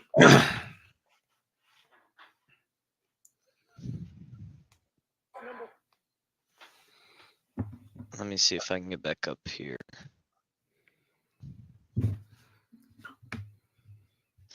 As we do appreciate all of you guys who have tuned in. Let's continue to hit those goals. We've been doing great. This stream has done great for both of us, really. Yeah, today. definitely. So let's keep it going. About 8:30, we had 39 viewers alone just in my chat. That was our high.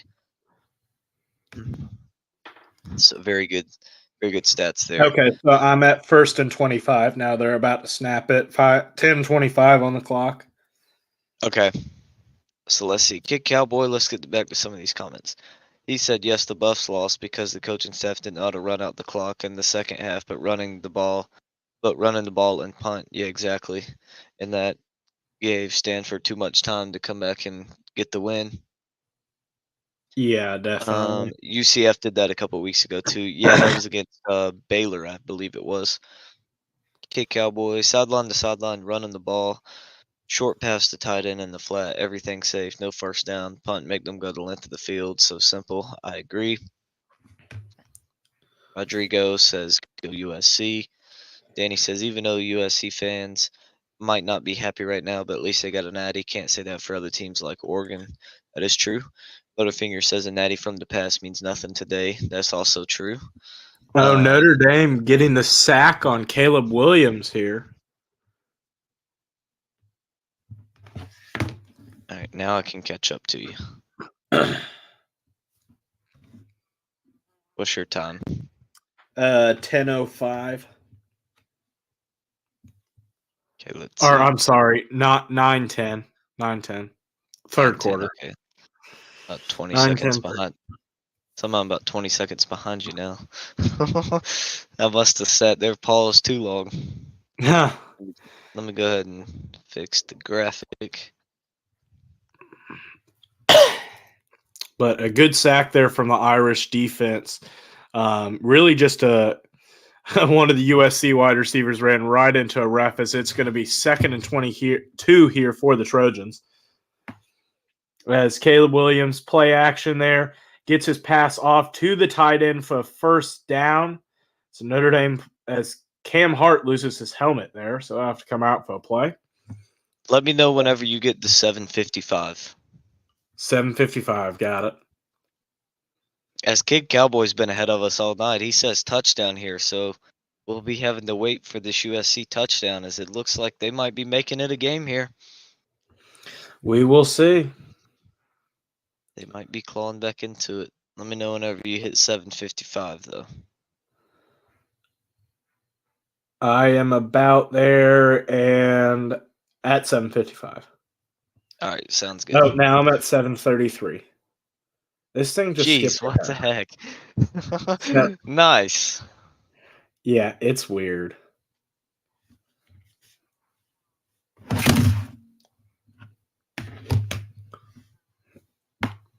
Okay, what are you at now? Let's see here. I'm on a 7:30. replay. Give me a second. It's being Okay, I'm on a replay of the touchdown. Okay, I'm definitely not on a replay of the touchdown. Well, I'm just staying right here. I'm not going back and forth anymore because that's not working. But yeah, so a touchdown run there from USC, and we have a ball game in the making now, maybe potentially here. We'll see how Notre Dame responds as it's 24-13 now after the extra point is up good. Kirkpatrick. We just had a new guest join, and we're trying to get our times lined up.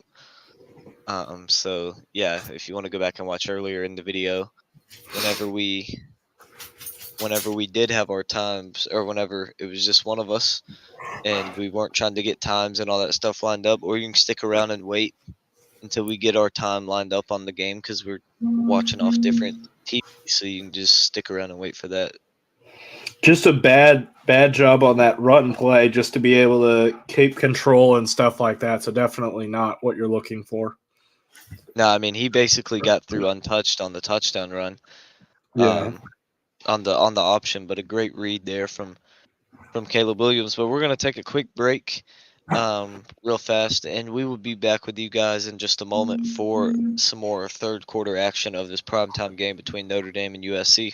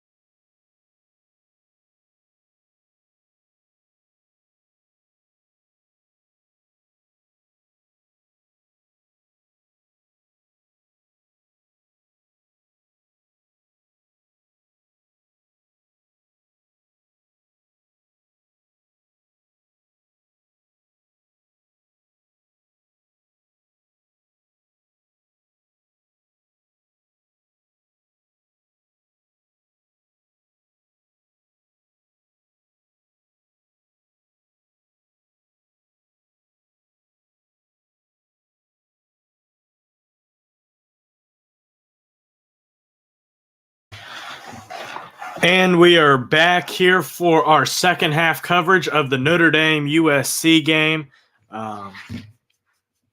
So USC getting the kickoff here, heading back to the Irish as they return it at the 15, up to the 20, all the way to the 25, making a couple of men miss and getting all the way up to the 33-yard line there.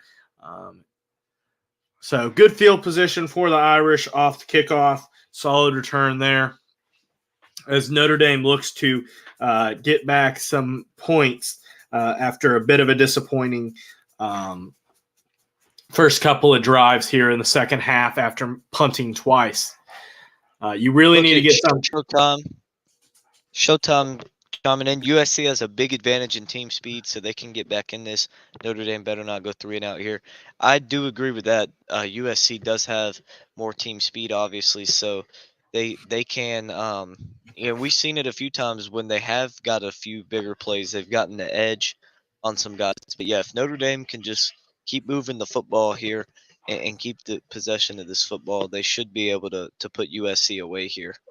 Yeah, so with less than 7 minutes now left on the clock, Notre Dame they really need to do better at being able to continue on drives. Really, just need to get a first down here and just kind of stack on here and just kind of continue to do that. As Mitchell Evans far and away has been Notre Dame's best receiving target of the season, as NBC is pointing that out.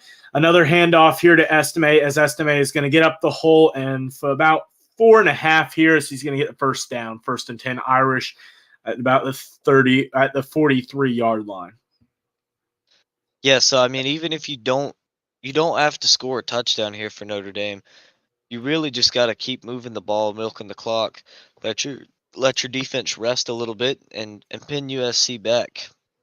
Yeah, well, I think that Obviously you would like some points, but you're not to the point yet, I think, where you need a touchdown. You still kind of got the game in hand here. As Estime a nice little run to bounce back inside and get about 2, where it looked like he may go down a few yards behind the line of scrimmage, able to get a little bit of something out of nothing. So about a yeah. 2nd and 8. I think you definitely need a field goal on this drive. Well, I should say need kind of relatively. Like I would like to make it a 2-touchdown game here, but I think you also need to open up the pass game a little. Like the pass game is just not it from the parts that I've seen, because I have not gotten to watch the full game.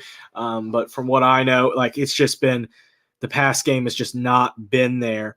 As Mitchell Evans is going to get the first down into USC territory at about the 46-yard line of Southern Cal. 1st and 10 here for the Irish with 5 minutes left in the quarter. Yeah, I'm liking my pick here whenever I was doing my college football bets of the weekend. That is a big that's a terrible missed call. Did you see the face mask pull on Mitchell Evans there? Oh yeah. I don't know how the refs didn't get that, because I found they've missed a few calls in this game. And I hate the refs whenever we play USC. They're always terrible.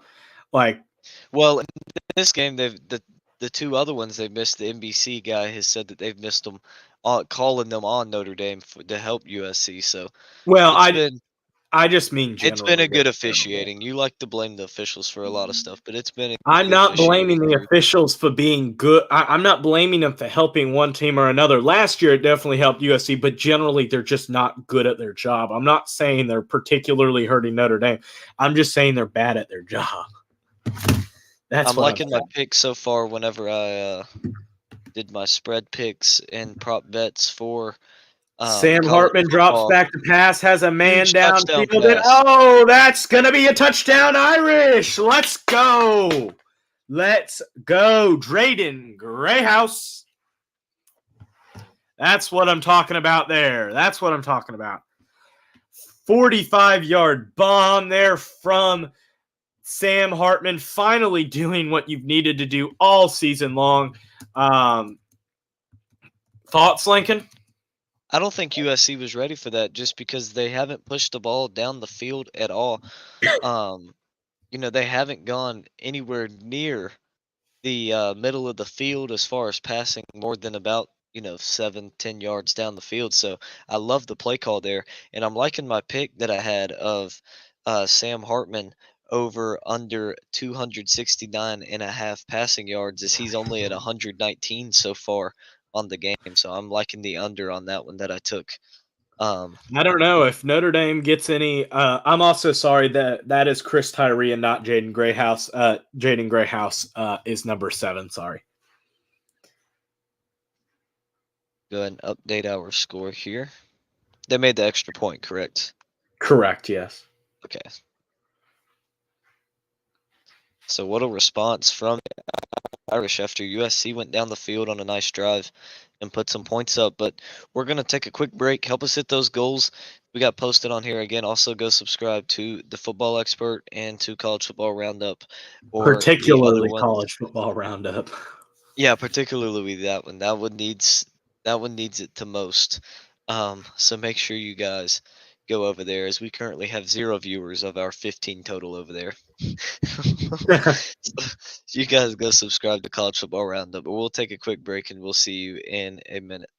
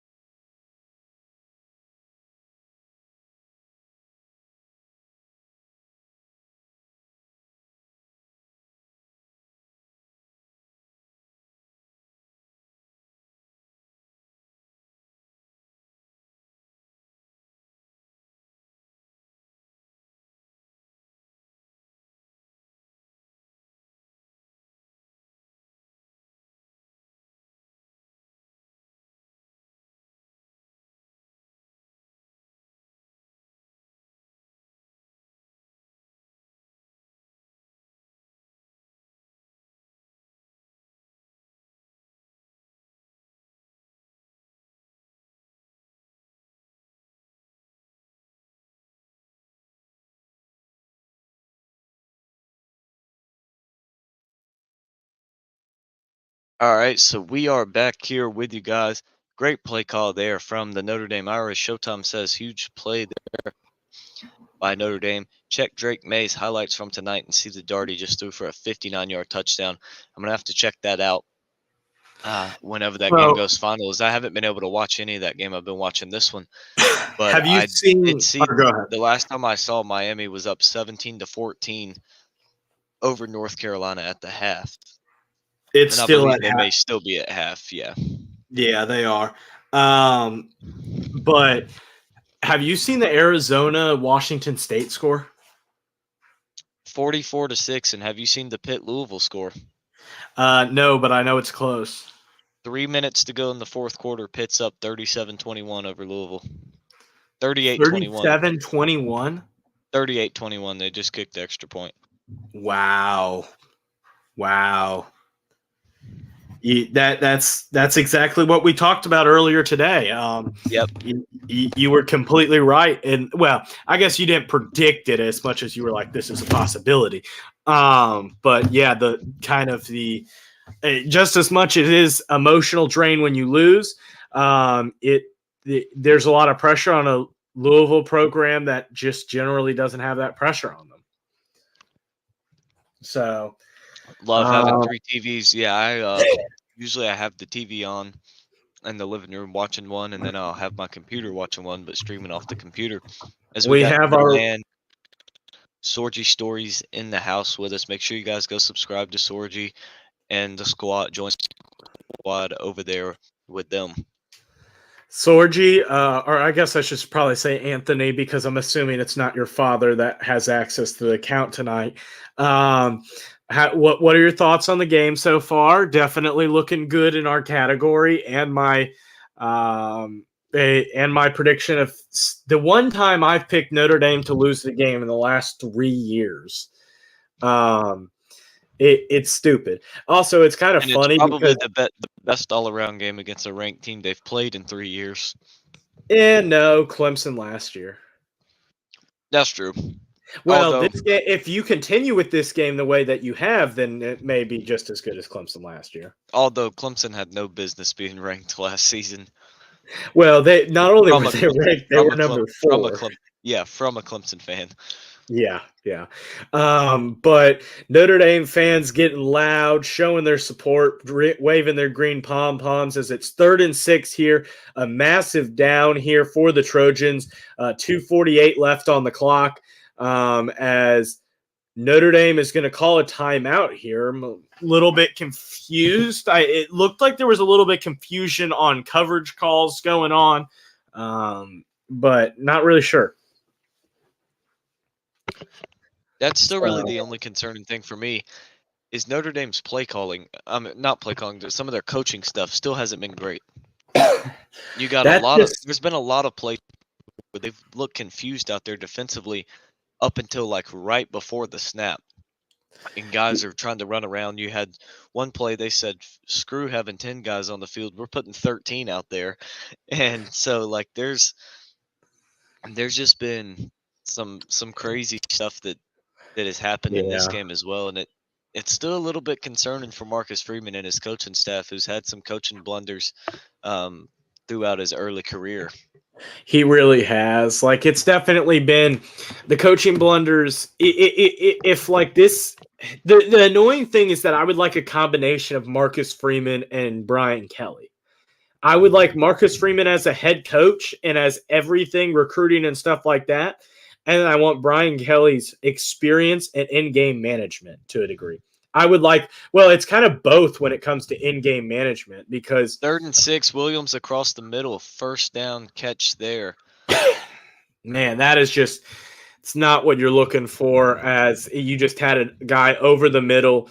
Good, decent coverage. It wasn't bad coverage. As Notre Dame is going to get the sack here on Williams, going to lose about 10 yards there. As just not a coverage sack, but just a complete pressure sack. As about 5 Notre Dame guys were wrapping up Williams there at the end of the play.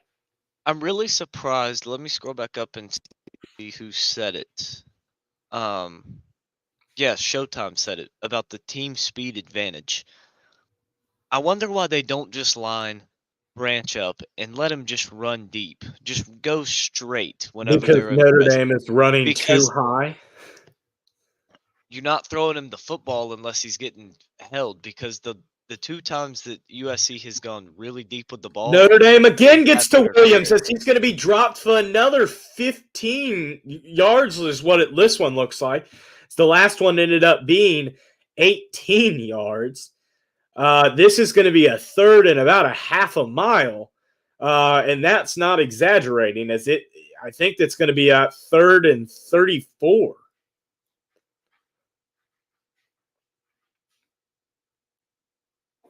Yeah, they got him back there and they got him quick. And they were only brought 4 on that play and still were able to get to him. And The so yeah, 3rd stunts, and 28 now. the stunts have just been fantastic. But yeah, what I was saying with Branch is you don't necessarily have to throw the football to him.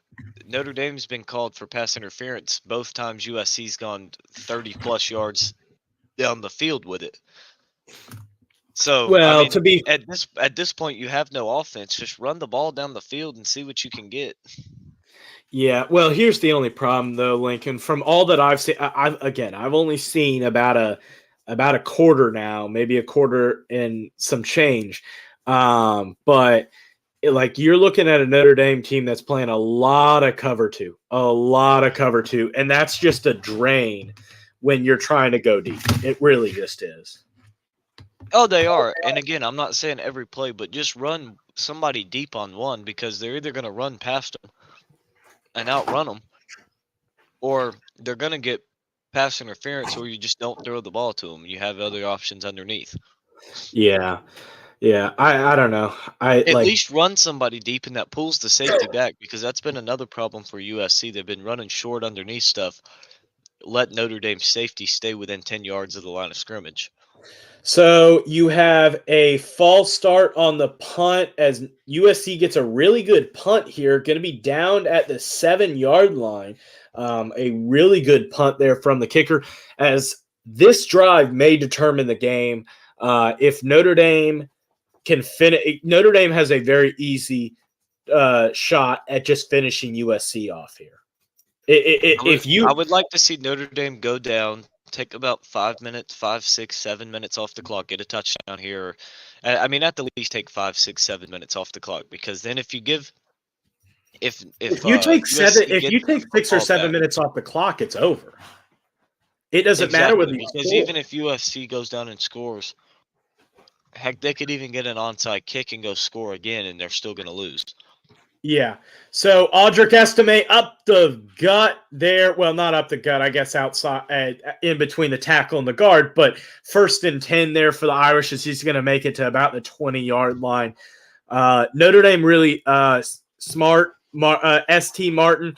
Hope you guys subscribe. Kid Cowboy. You can put this in the comment section. I feel like I've seen you before on my channel. If I haven't, make sure you subscribe because, well, I put out Notre Dame prediction videos every time they have a game. So make sure that you subscribe. We'd love to have you around, particularly my channel as a Notre Dame fan. So. And yes, St. Martin, Notre Dame has played a great game, but they still got to close it out. They can't get because this USC offense, they can score in a hurry. Oh, yeah. Their You average scoring drive is 3 minutes and 15 seconds. Yeah, so like you can't just sit on this lead and decide to just screw around here at the end of the game. You still got to stay on it and make sure you close this football game out.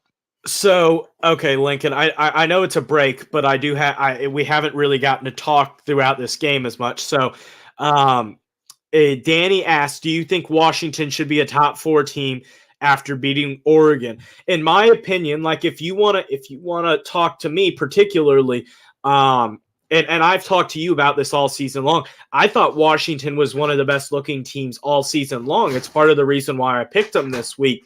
I think Washington should honestly be number 3 in the country, and maybe even number 2. I mean, yeah, I think Washington's a top 4 team in the country. If you look at my college football rankings coming into this game, I had Washington at number 4. I had Oregon at number 8. So I mean, I Yeah. had Washington already in the top 4. I think that I had Michigan 1, Ohio State 2, Georgia 3, Washington 4. Um, I think Michigan's looked the best. I think Ohio State has the best win of any team. I Yeah. think Georgia is a team you can't move too far down just because of one, how they dominated Kentucky, and they do this every year. They kind of sleepwalk through the schedule, and then when it gets to a big game, bam, Because they they show don't up. play They anybody all abs- year. they absolutely destroy the team that everybody's hyping up that they're about to play. And then Washington's looked great, had one of the best offenses in the country, Oh and my it's been great.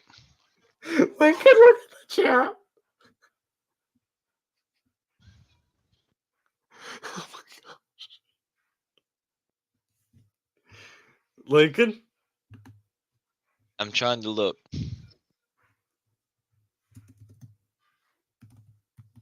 No way.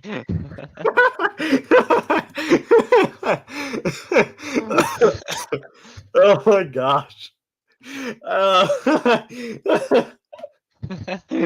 Oh man. Okay. I don't know how we're gonna finish this game. I don't either. This is why we do this on YouTube and not on a professional setting. This is why we love our YouTube channels. I hope So, I can get a subscription from St. Martin. oh yeah, 100%. Hey, St. God. Martin, we got to have you on our college football roundup. So, you got to be Yeah, our we need to 30th get to subscriber on there. Hey, we can need we to get get to to a 30 segment. subscribers on roundup? We need one more. I feel like Yeah, we need to get. somebody go be that one more on there. Let me check and see if we. I just Yeah, looked. We're still we're at still 29. at 29. Come on, guys. We need one more here. One more here. Come on. I know somebody is not subscribed, so like, come on. Kid Cowboys, shout out to Mac Brown, North Carolina 6-0. That's right. First time I believe I saw it was like the first time they started 6-0 since like the 90s. Wait, did they win? No, they're already 6-0. They haven't Oh, won yet though. Yeah, oh, they're okay. 6-0 For right some now. reason, yeah, I forget it's week 7. I forget it's week 7. As Audric Estime gets the handoff, he's going to get stopped for just about nothing, but does a good job to get something because he looked like he could have been. Cowboys said North Carolina got a pick, so was it a pick six? What's the score in that game now? I'm seeing North Carolina up 21-17, but Miami has the okay, now it just switched. They did get it. Yeah, they have it now. Up 21-17 at Miami's 23. Miami Okay. go in the third. 3rd and 6 here for the Irish. 13:45 left here on the clock as Audric just shifts to the out. And you have, I'm loving it. Holton stays first down at the 32-yard line. St. Martin, thank you. We are glad to have you here. We are glad to have you here. Our community. Your comments have made my night. They absolutely made my night. Yeah. So make sure you guys subscribe to Roundup as well. We're all 3 of the channels, including Sorgy Stories. And make sure you also check out Sorgy Stories. He is not on tonight, but in the community of channels, or Scotty B, another one of our. Hey, how did Baylor do this week? Do they have a bye week? Because I didn't hear anything about Baylor. I think Baylor was off because whenever I ran through the scores earlier today, I didn't see Baylor football on there. Yeah, Baylor's off this week. Yeah, they had a tough week last week against Texas Tech, 39-14. They needed a week off. They honestly should have lost their last 3. They got lucky to beat UCF. I can't believe UCF lost that. Here's the other thing, Lincoln. I don't know if it's just me noticing it or what, but it seems like there have been a lot of massive comebacks this year. Like the UCF game was a 25 or 26 point comeback, right? Going into the 4th quarter. Yeah, it was massive. And then obviously the Colorado 29-point collapse. And then let's see what else. There have been a lot of pretty big comebacks this year. But let's see here. 3rd and 9 here for the Irish as you had a tough screenplay there to Jeremiah Love as Sam Hartman drops back to pass, had to find an open man, and just incomplete good coverage there on I couldn't see it. I thought it was Mitchell Evans, but that wasn't Mitchell Evans. That's Jaden Grayhouse. He was wearing him this time. Yeah, it was him this time. He was wearing the hand warmer thing, and generally it's wide receivers don't wear that much. It's more the whatchamacallit, it's the tight ends that wear that, or at least generally what I've seen. As SC, don't let him get outside. As he's gonna cut it back. Nice little delay, and now he's up the sideline. He's gone. Dude, I hate you. He's going to get caught. I hate you with down the burning to the 20. passion. You're a terrible person, Lincoln. You are. Down to the 20. That was entirely because of you. It wasn't anybody else's fault. It was entirely your fault. It wasn't the Notre Dame special teams. It was entirely your fault. And what's funny is I warned about him.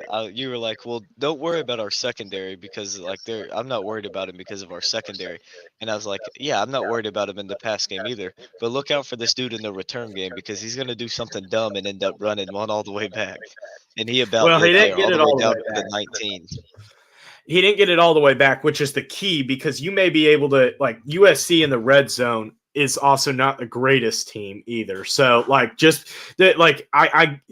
it stinks that he got that big of a return, but you stopping him was also massive because you stopped him from being able to get in the end zone and get an automatic touchdown. And now USC actually has to score a touchdown. Well, not only that, it could take 2 or 3 minutes off the clock for them to score, depending on, just what all happens. Correct. So, yeah. They get a yard on first down. NC State getting another touchdown there. So LSU dominating Auburn 41-18. making some people look very dumb who picked Auburn in that game, or at least picked a close game. Because I watched a couple of shows where people were picking Auburn to make it a close game, or even just outright picking them, which I didn't Yeah, understand. there But were a bunch of people that were picking Auburn to cover the spread it, because of it was only LSU's an defense. 11 point. It was only an 11-point spread.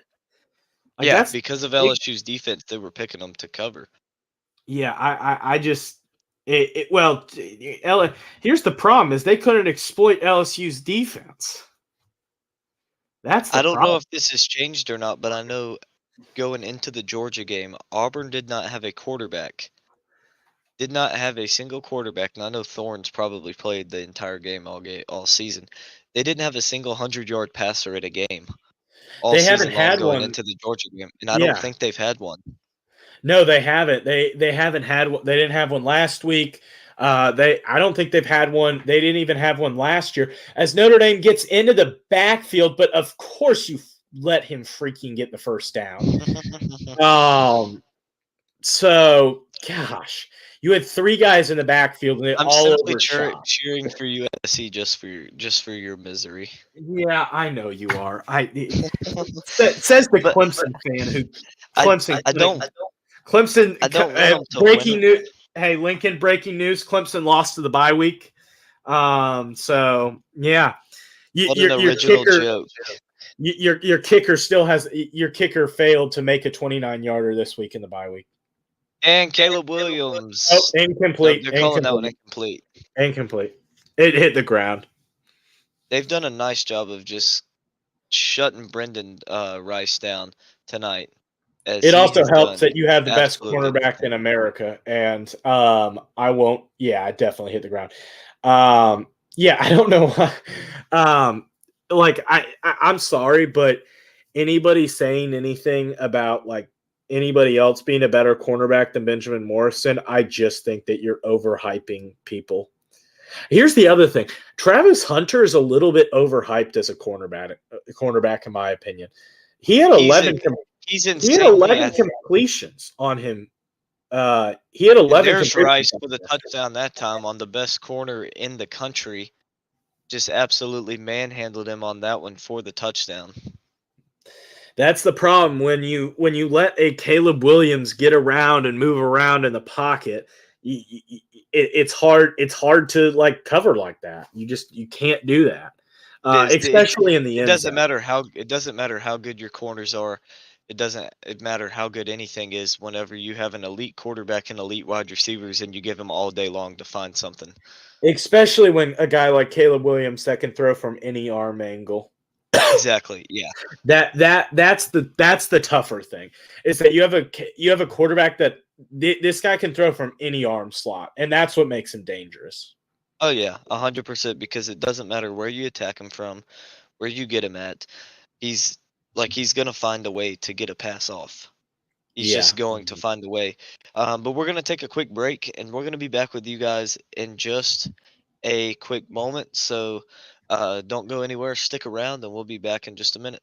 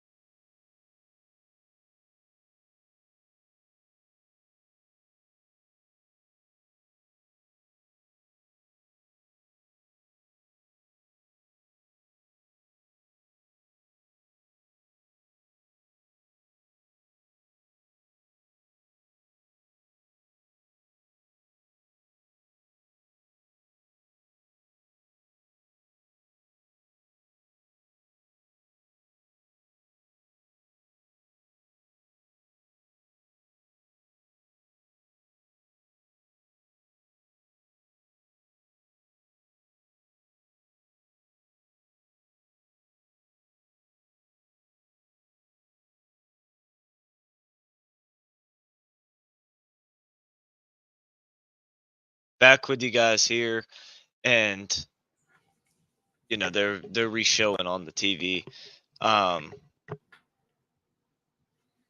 As they're re-showing the punt return, and that was huge for USC on that drive. Is they're hanging in there. They're hanging in there right now. It's Yeah. 31-20, and there's, I believe, about 10 minutes still to go. Yeah, 9:04 still to go here in the football game. So they're hanging in there. They're hanging in there. They're not going away. Still, I mean, still plenty of time, honestly, to make something happen in this one.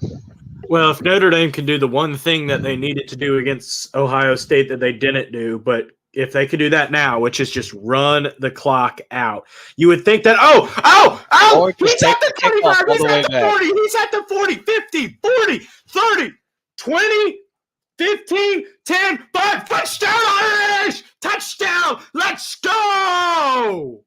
Yes, sir! To the house! Yes, sir! Touchdown, Irish! Forget doing what they needed to do against Ohio State when you can just run the kickoff all the way back.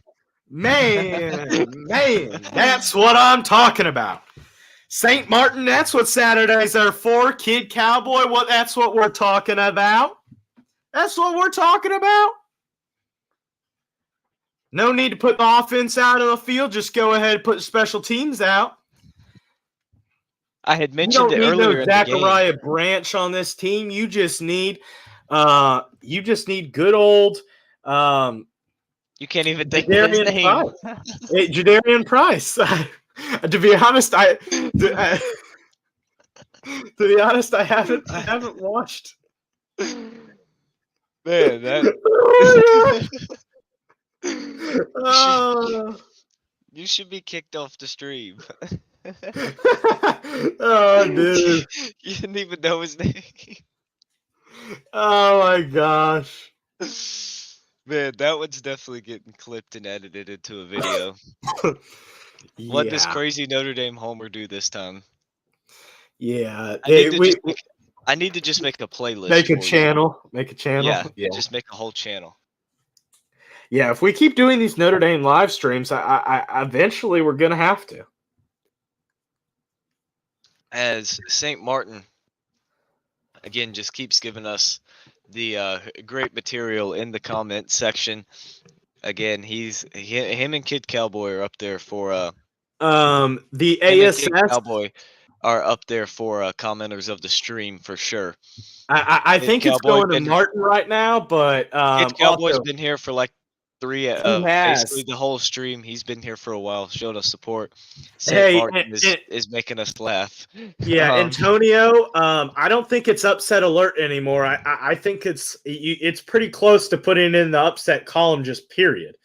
Well, it's Notre Dame. Not even really an upset. Notre Dame was favored heading into the football game. Yeah, but Notre Dame's still 11th ranked, slower than USC. Good to hear, St. Martin. Glad to hear you're having a great time, my man. Holding on Southern Cal. Did you see that tackle? Man, it was violent. Took his legs right out from under him. That was fun. I can't hear the audio, so I don't know what he's saying. I'm assuming there's any of y'all in the comments got the North Carolina score. Cowboy, do you have that one? My thing isn't loading. I appreciate you, man. He said, when I land, I stay to the end. That's what I'm talking about. That's what we're talking about. Well, I think at least we can say it's a good ending. I think we can get to that. Oh, who's your high school classmate there, Antonio? It looks like we may have somebody who knows a Notre Dame football player. Nice run there for USC on first down. They'll lose a yard, 2nd and 11. A big drive here for Cal, as this pretty much, I think, determines the game. You can't go 3 and out, but you also can't. At this point, you can you go for it on 4th down? It's Lincoln Riley. He'll go for it whenever. Yeah, I don't know, but like, I'm not going to get ahead of myself. As What is Marcus Freeman doing there? He's doing jumping jacks on the sideline. Can you see him? He's wearing white. Yeah, down at the bottom. Yeah, he was doing jumping jacks a minute ago. As you're going to have a false start here on Southern Cal, backing him up as Tobias Merriweather. Okay, nice. Merriweather, I'll be honest, he's been under some fire lately. I'm sure you know that. But Merriweather is a good player. So, we have another guy went to school with Jadarian Price. Price, a new fan favorite after his kick return. So yeah, definitely good to see it here. Hey, yeah, we're not the biggest channel in the world, so you stick around here. You get your comment shown here as Jack Kaiser doing exactly what he needs to do in stopping Caleb Williams after about a 6 or 7 yard gain. Yeah, if you stick around here, you get your comment shown, unless you're St. Martin, and I don't know if we can show those on the screen or not, but we're definitely we gonna can't. laugh at them. Hey guys, and we're not even asking for super chats here and stuff like that. You can only do that on my channel anyway, but still. So 3rd and 9 here for the Trojans. Empty backfield for Caleb Williams as he gets the snap off. Notre Dame getting a little bit of pressure up the middle as he gets to Caleb Williams, but he still gets the pass off because of course he does. Oh, you love to see stop Caleb. this guy for 4 quarters. No, you really. It doesn't matter how good it's you a are. good thing you got on him and got three picks on him in the first half, because this would be a completely different ball game right now had you not. Sorry about that, guys. Dog was barking at some ghost. So yeah, isn't he always? Pretty much, yeah. You know how Cubby is. We love him here. Oh my gosh! Somebody tackle Caleb Williams. How did he stay up? Man, I'm sorry. I promise. Like, I'm not sick, but with all this yelling, it's really hard not to cough. Because it looked like a horse collar there. Does he have a hood hanging out of his? It kind of did. No, it's not a horse. That's a jersey. Huh? He had his fingers wrapped inside of it. No, that was a jersey. Fingers wrapped inside. Look at the replay. That's a jersey, dude. That's the end of his jersey, but that's a jersey. That's not a horse collar. Here comes the Notre Dame fan. His players. Dude, look at it. Look at it. Martin. Guys, Martin, Cowboy, I need you to back me up here. Was that a horse collar? Ask more Notre Dame fans. Sounds good. Who do you want me to ask? There ain't any lazy Southern Cal fans around here. You know that. There's like 4 of them. And they're all at the beach right now, probably drinking Mai Tides and not. They probably don't even know the football teams. They probably don't even know the football team is playing right now. Yeah, probably. Child support Sundays. We are glad to have you around here as Marcus Freeman letting everybody know that USC players are false starting.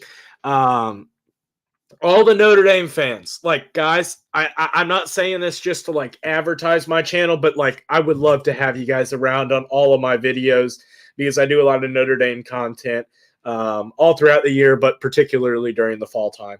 As Caleb Williams gets off if you're a Notre Dame fan, go ahead. If you're a Notre Dame fan, definitely check out the Football Expert. He does.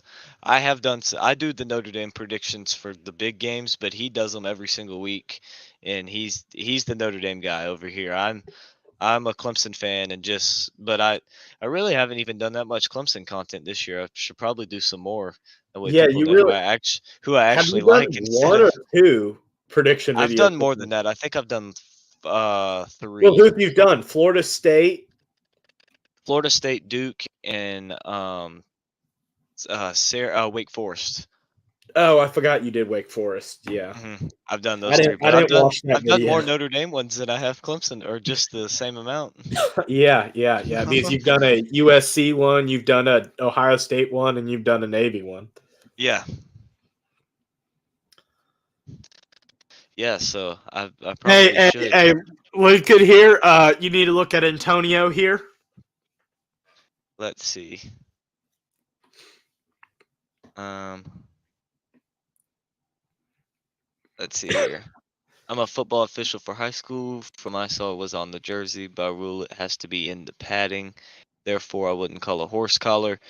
Yes, that it was the rule, but I'm pretty sure it has been changed to where it's anywhere in that neck area, front or back now, because there has been penalties called on I, that I where they get them from the back and they pull them back, Well, yeah, but that's not. It has to be not in the inside the padding. horse. It has to be inside the horse collar. That was borderline. It. Yeah, I wouldn't. I would. Here's the only other thing that is this. Like, it's not like the official got a bad view or like it was either the official the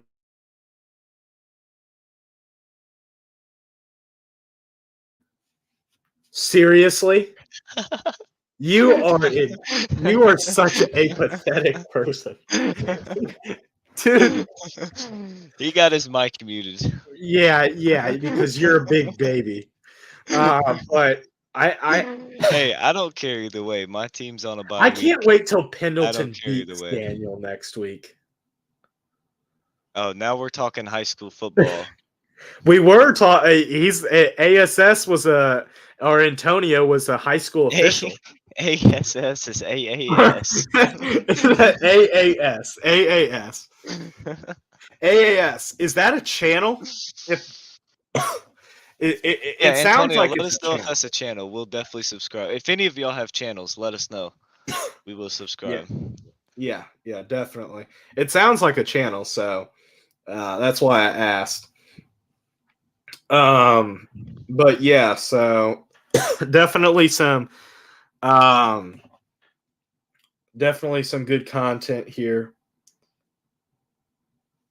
Okay, yeah, definitely. Put the link to your channel in the description, Antonio. Also, I'm saying Antonio right? You got to tell us how to pronounce Vanucci. Is that how you say the last name, Vanucci?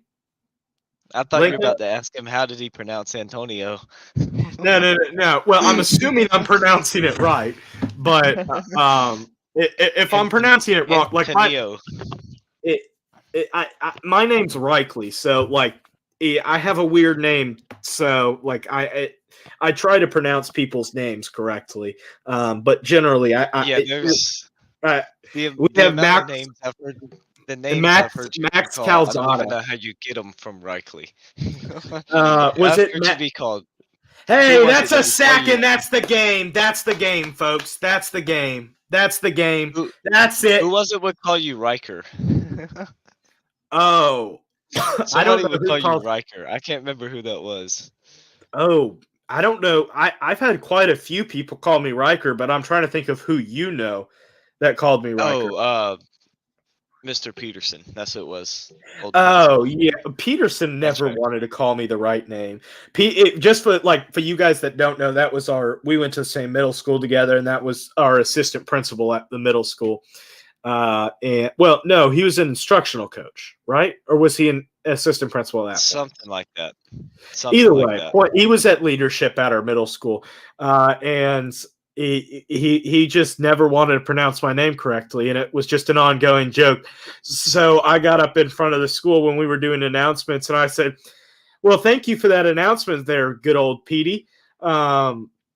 So we enjoyed a good back and forth because as you can tell, both of us are very much we do a lot of public speaking and stuff like that. So um, me and him went back and forth. So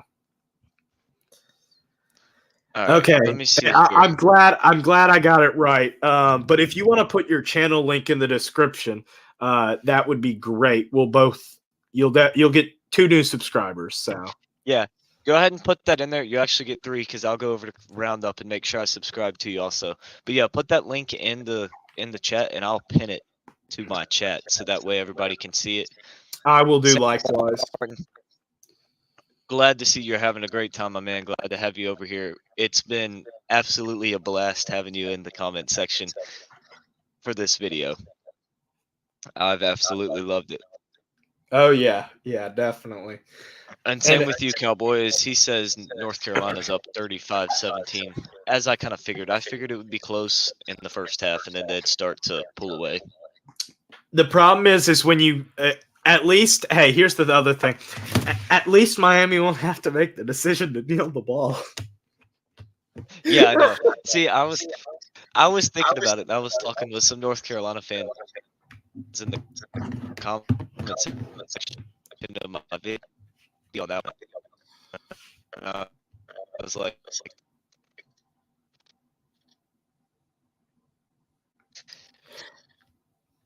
Yeah, could you say that again? I don't know whether it was just me or whether if it Matt was Brown you. won the toss, accepted it, and on the first play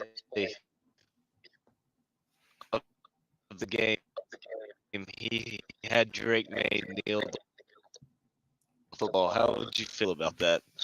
And they're like, dude, we would love that. We're all the gate first. I would I wouldn't have kneeled the ball, but I would have got in victory formation and then motioned out of it. But you really can't do that. So that's my opinion.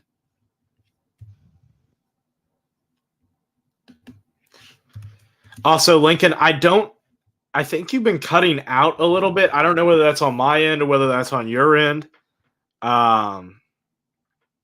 You there? But say that again. You there? Yeah, I can hear you now. You were cutting out a little bit earlier, and I don't know why. Over there? Yeah. Lincoln? Yeah, I'm trying to get back in right now. Okay. I'm trying to get back in now. Okay. Can you hear me? Okay, my screen right now. There we go. Now I'm back in. Okay.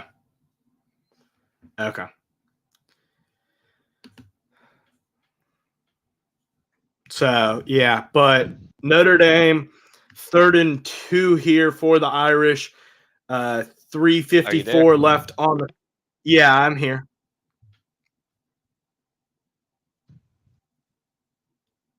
Well, I think we're losing Lincoln a little bit. But I'm seeing if I can find your channel link.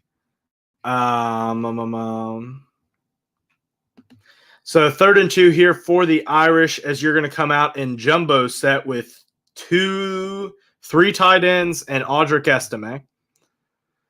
Sam Hartman hands the ball off to Audric as Audric goes up the middle, and he is going to lean forward, and they're going to mark him just barely short. I expect Notre Dame probably to do a little bit of Mitchapalooza here and probably just go ahead and go for it, as USC is going to call a timeout with 3:43 left on the clock. I'm a little bit kind of annoyed with that spotting because I do not see the link there from Antonio. Oh, let me go into YouTube on mine because it's probably going to block him from sending. It's probably going to block him from sending a link into our chats. Let me see if I can put it. I tried clicking on his name from YouTube and it wouldn't let me do that, view his channel from that. It just gave me options to hide him or make him a I'm moderator. going to his channel on my computer. So let's Okay. see. I think this worked. If it will work, I'll post it. Okay, yeah. It did. You got it? Yep. I'm Okay. about to put it in the StreamYard chat so that way everybody can see it. Okay, I'm going to put it on. I should be able to allow it on mine. I think that was the problem. Well, Notre Dame makes it a 3-touchdown game here with 3:43 left on the clock. All right, there we go. All of you guys in mine. There it is right there. I also just pinned it. So make sure you guys um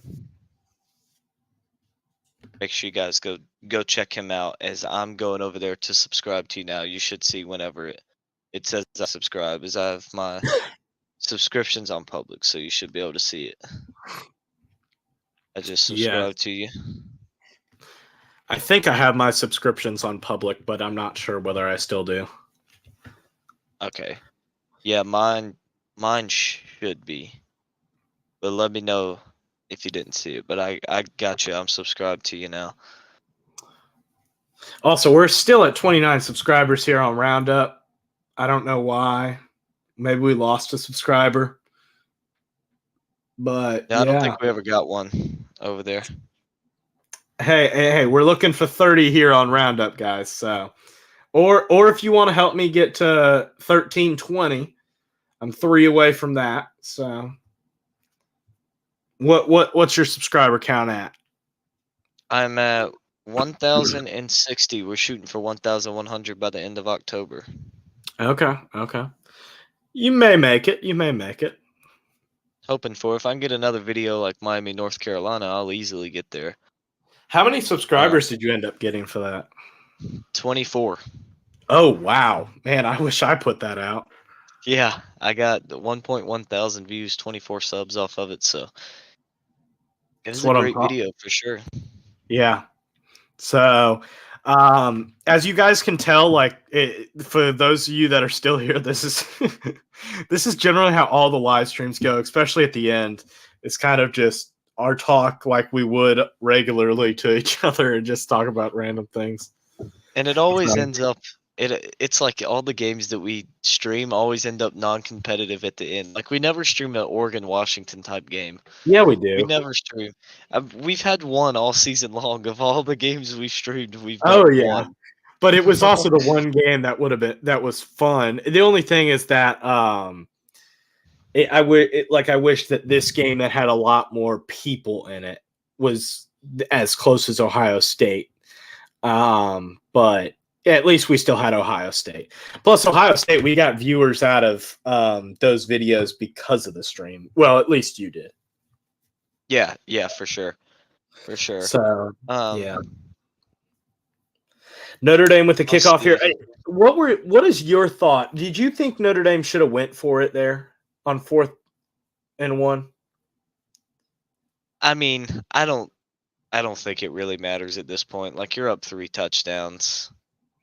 I just personally, I would have went for it because I think that it would have wasted more time.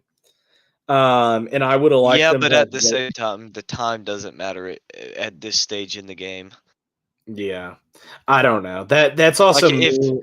like if USC if you lose the game at this point in the game, then honestly, you don't deserve to have a football team the rest of the season. So Also, Antonio, I am a Bears fan, and Lincoln is a Packers fan. So we're both very depressed as also NFL also fans. kind of like the also kind of cheer for the Jaguars as a Clemson fan with Trevor and Travis down there because I've always kind of liked their colors, kind of been kind of like a side team that I just Just kind of like like every for other their Clemson colors. fan in the area. Oh, fumble, touchdown, Irish.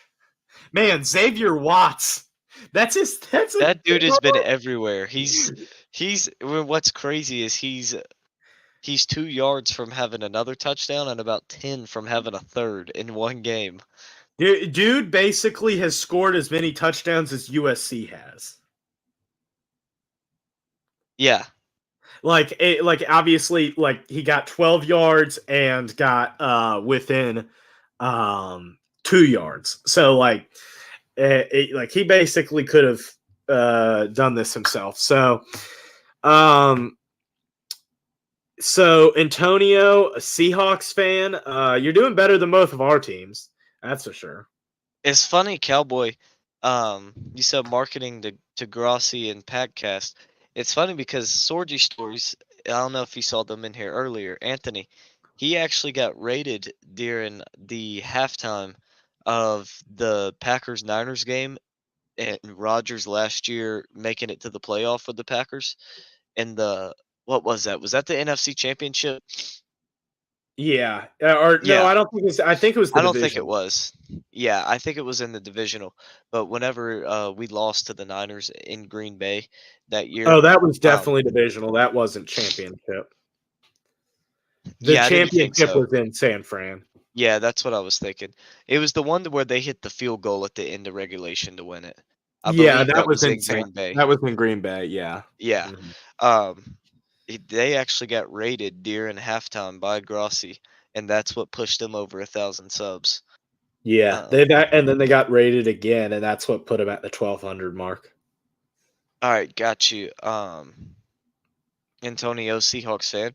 Yeah, y'all are doing pretty solid this year. I got Metcalf on my fantasy team, so I'm glad to see he's been doing pretty good. Um, So, or go ahead. yeah, Um, so I might be doing an NFL game tomorrow. I'm not sure what the schedule's gonna look like. I will have work at 6. Um, so what are it like? We have about 3 minutes left in this game. What are your thoughts? Closing out, Notre Dame leading by 28, and really, it's been the defense has been the difference maker in this game. oh yeah, for sure. And what's crazy is I've actually been very impressed with USC's defense in this game though. Like that's been the bright spot for USC in the game if you want to pick one, which is not what anybody would have thought coming into it at all. It But is yeah, just official. Caleb Williams has been benched. but yeah, just a great game all around from Notre Dame. They dominated USC in every aspect, including the including the special teams game. Even though USC um, had that huge run back for the uh, for the Trojans to set them up. Next thing you know, there comes Notre Dame running the kickoff back. Yeah. Oh, fumble. Notre Dame has it. So 5 turnovers in the game now for the Irish forced. Oh man, you just love to see it. You love to see the stupid USC Trojans losing it. Losing it. Do you really hate to see it though? No, no. I said Good I for love either. you love I said you love to see it. You love to see it. Oh. I thought you said you hate to see the USC Trojans losing like this. No. You love to see it. You love to see it. They all of those like okay, just to go on a bit of a rant here. Just love the Marcus Freeman reaction. Oh, that's what I'm talking about. But like that was Xavier Watts with the fumble. That was Xavier Watts again. Did he force it or recover it? Yes, He forced it, right? he forced it.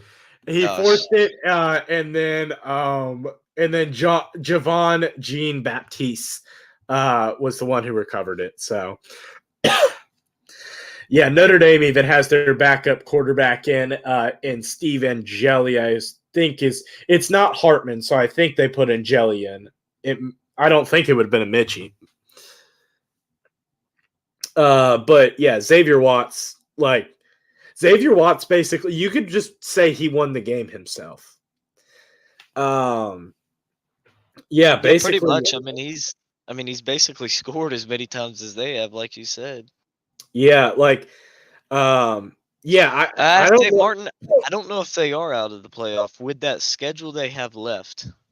Well, you just I lost think by it's 35 I think points it's to Notre Dame. probably I think they're probably done, but if if they somehow run the table, one loss Pac-12 champs, with the way this season's playing out, there's definitely a chance that they could sneak back in at the 4 spot. But yeah, I mean, I think they still lose another game after this one. I just think USC is a fraud. I don't think that they're the real deal. Um, yeah, they do. They But got a guess what tough 5 Notre Dame coming up. I think they'll lose to both Oregon and Washington. I don't think their defense can hold up, and obviously their offense showed whenever they play a great defense that they shut down. Now, Oregon's Hey Mario secondary isn't. Cristobal. Guess what we're Oregon's doing? secondary isn't as good as Notre Dame's secondary is, but it's definitely good enough to slow USC up. And USC is not going to stop Washington's offense. They're Hey, just not. speaking of Oregon, hey Mario Cristobal, your old coach. Hey, guess what this formation is? It's one you should learn. The victory formation. Yep, yes, Give him a sir. break though. Give him a break though. He's not very familiar with winning, so they're not used to the victory formation. He is a Miami graduate, so like you can't blame him. It's hard to learn things at that university when you're snorting up cocaine and doing drugs and drinking alcohol. It's a little bit You're harder. gonna get our stream took down. I probably am. Between I St. probably. Martin's comments and what you just said, our stream's getting taken down. Oh man, But we're who all here for the cares? Who experience. cares? We still love it. We don't care what YouTube Also, does. we just won a game. Hey, guess what, Lincoln? I was right. I was right. Guess Yep, what Notre get over on the Dame's field. doing? You know what? You beat 20. You beat your rival, who's ranked number 10, by 28 points. I think that kind of. I think that's fine. Especially like what I said, what I thought they would, because at the Ohio State game, Heather Dinich reported the crowd was so like urgy to rush the field 3 or 4 different times and were so depressed whenever they couldn't. So I'm I'm sure they were looking ahead to this game to rush the field. It's so annoying that you couldn't beat freaking Louisville. You can't beat freaking Louisville. If you beat Louisville, you probably make the freaking playoffs. What's hilarious is I'm gonna hear you cry about this the rest of the season, Oh, whatever. I could the care rest less. of the year. Well, you would do the exact same thing if your team was one game away. Or if you just put 11 freaking men on the field, Al Golden. 11 men. We go to Notre Dame, not Miami. I think that 11. was I think that one's even better than getting killed by Louisville at Louisville's the fact that you could have beaten the number 4-3 team, whatever they are now in the country, if you just had your guy out on the field. And Ohio State subbed. They subbed after you ran a play already with one man on the field. Then they subbed somebody out. You still didn't put him in. Yeah, well here's the other thing. Here's the other thing that I've noted. Here's the other thing that I think is important to realize with Marcus Freeman. These teams under Marcus Freeman, home games are so much. Notre Dame actually has a home field advantage now. Like playing at home is actually an advantage now. It used to not be an advantage to Notre Dame. Like it didn't matter whether you played on the road or whether you played at home in these big games. But now Notre Dame actually has an advantage at home. Like you look at the Clemson game, you look at the Ohio State game, you look at this game. All three of those big games under Marcus Freeman at home, the team has played so much better. Yeah, which I can't really remember a whole lot from watching um market like Notre Dame home games and stuff, but I do remember that year in 2020, which I know it was 2020, so it's a little different, but they're really like the fans really weren't that enthusiastic about the team. I get it's not going to be very loud because you're on limited capacity, but they didn't seem very enthusiastic about the team. And this is, a top 5 matchup and it's going into overtime and they just Well, I thought they were pretty enthusiastic personally. not what I would expect though. There were there were 11,000 people in that crowd, Lincoln. But whenever they showed them, I do remember this in the overtime before Clemson's last play. They were showing the crowd, and there were several people that were sitting down in the crowd for the last play of the game that decided if you just knocked off the number 1 or 2 team in the country. Well, And also you had remember, people sitting down everywhere. well, other than the student section, the rest of it was faculty and family. So, like, faculty is just That is true. faculty I at doubt Notre Dame. Falcony's getting up for it. Well, faculty at Notre Dame is probably too snobbish. Like, I love Notre Dame, but the faculty is a little bit too snobbish to think that they can get into football. Like, they just think football's beneath them. Which is So, funny because football for most schools, I'm not sure what Notre Dame's payroll looks like. It's probably a little bit different than a lot of schools, but football pays most of them people's salaries. Yeah, that's not even close to true at Notre Dame. Notre Dame has such a large endowment that it doesn't matter. That's what I was figuring. Football probably doesn't matter for them, but most places the professors obviously not directly paid from football, but it Well, definitely you don't have to influence it spend money definitely on athletics. influences them. Yeah. Well, you don't have to spend money on the athletic program. All the money stays within the athletic program and pays for all that stuff rather than you having to pay for it. That's where indirectly it helps.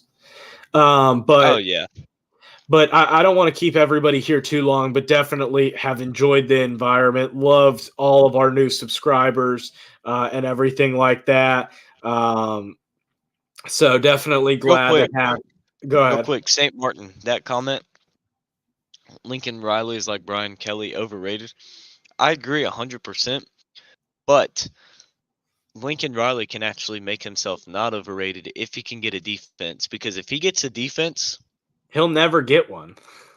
but if Lincoln Riley gets a defense, he may be the greatest coach in college football history whenever he's done.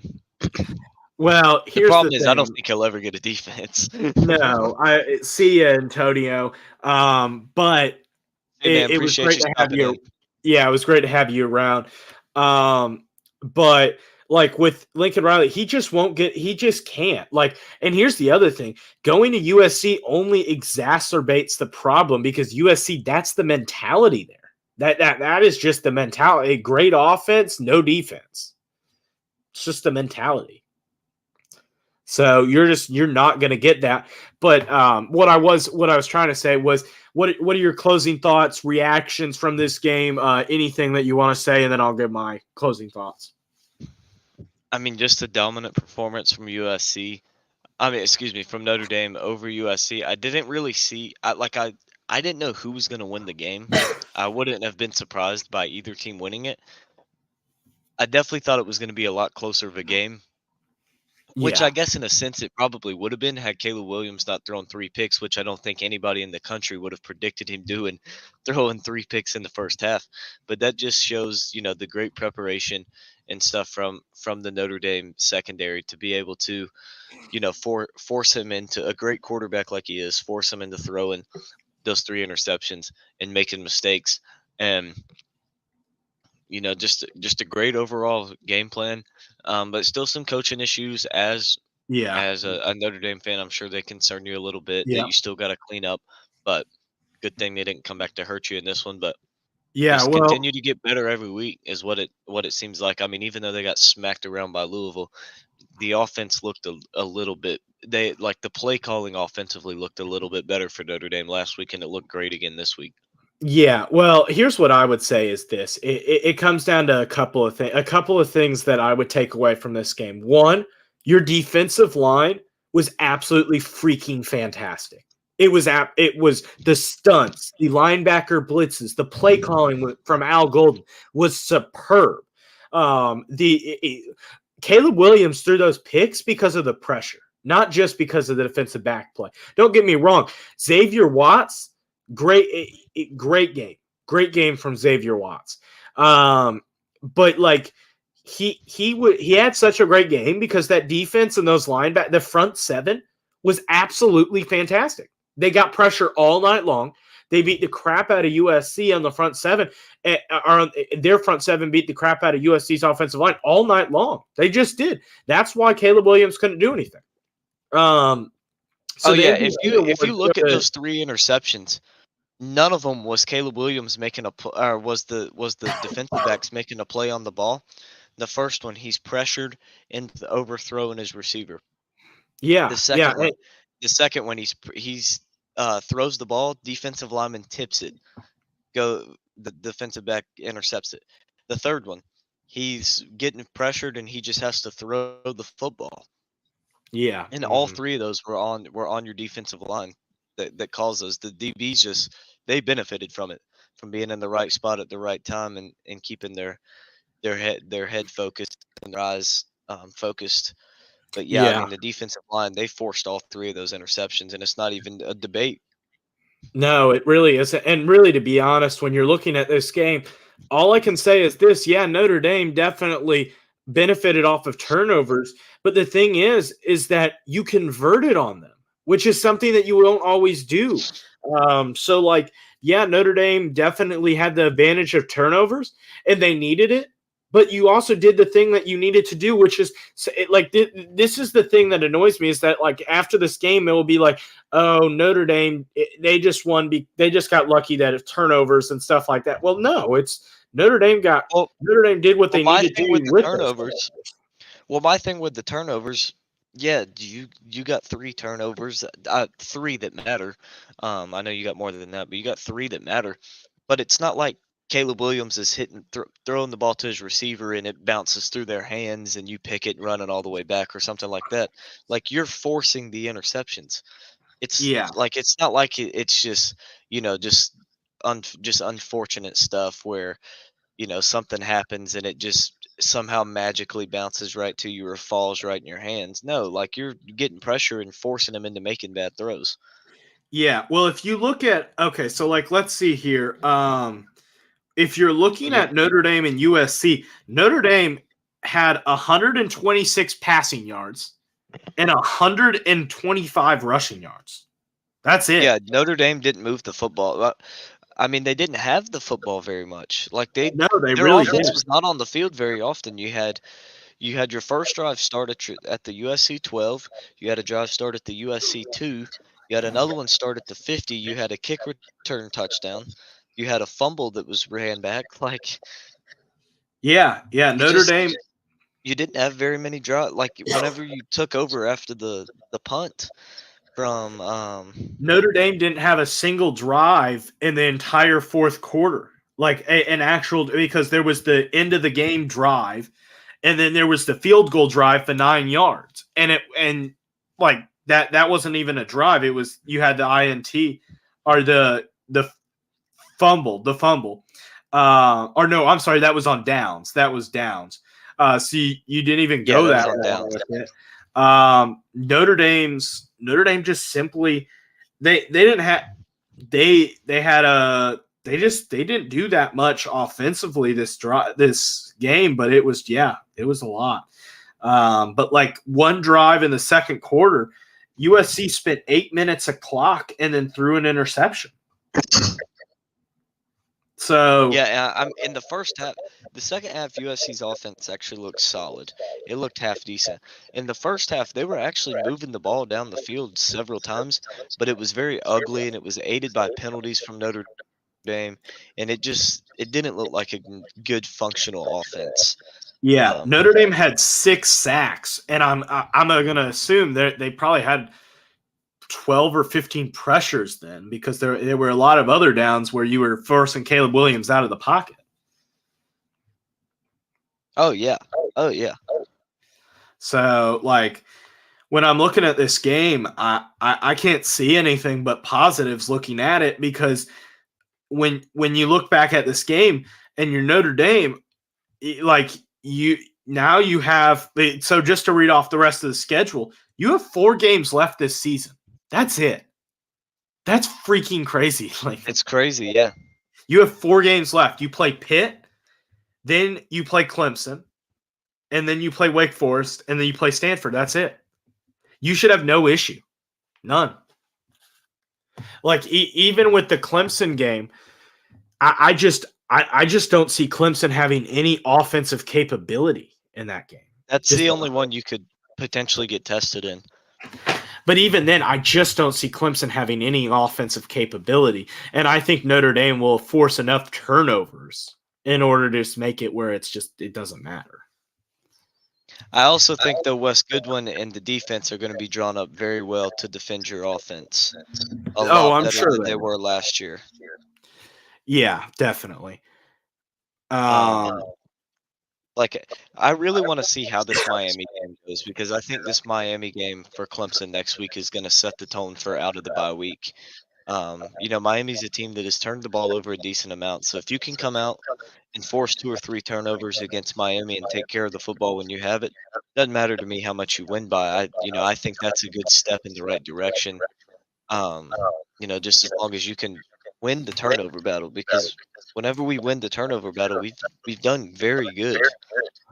The problem is winning the turnover battle that you've struggled to win. Yeah, that's what I'm saying. Out of the bye week, I want us to set the tone and start playing better and winning that. Oh yeah, definitely. So the final thought that I have with this game is this: Notre Dame screwed themselves. Notre Dame screwed themselves. You had a very real shot at a title, but here's the only problem. Like looking back at this game, this offense is pathetic. It really is. And It's not a good that's what I offense. was saying worries me about the Clemson game is that I think that game's gonna be such a boring game. It's gonna be a Big Ten game. Can't Well, neither I one of just those think teams are that gonna be able to score. yeah, I just think that Notre Dame just isn't going to turn the ball over, and Clemson will. Like, just Yeah, I think that's very real I think possibility. Cade will make mistakes that Sam Hartman won't. So I could see that, but I think at the same time, when Sam Hartman gets pressured, he turns into a terrible quarterback. And he Louisville does. demonstrated that perfectly, and I think Clemson's gonna be able to scheme up to get pressure on him. So I think Well, I mean, also I honestly remember this. You also are going to get us after playing after a bye week and then playing Pitt, and then we play you guys. So like you're not going to get us extremely tired, and you're going to get us well rested, Oh, yeah, yeah, for sure. unlike Louisville. I just think I think it's gonna be a crazy game, and Yeah, if I had to pick who wins that game today, I have no idea who I would take. yeah. Yeah. Well, I'm going to hop off. It was great to have everybody on that was on. Thank you guys all for joining. But I think we're going to end the stream. Yep, same here. I appreciate all of you guys, appreciate all of the new subscribers. Um, we appreciate all the support we got. This was a very great stream for both me and for the football experts. So we appreciate all of that. We appreciate St. Martin, Kid Cowboy, Antonio, all you guys for hanging out with us and making us laugh and um, just giving us great comments in there. Glad you guys found the channel tonight, and we look forward to seeing you on future videos. Kid Cowboy. But I'll try to do the Cowboys game Monday. Depends on when I have to work. But yeah, we appreciate all of you guys.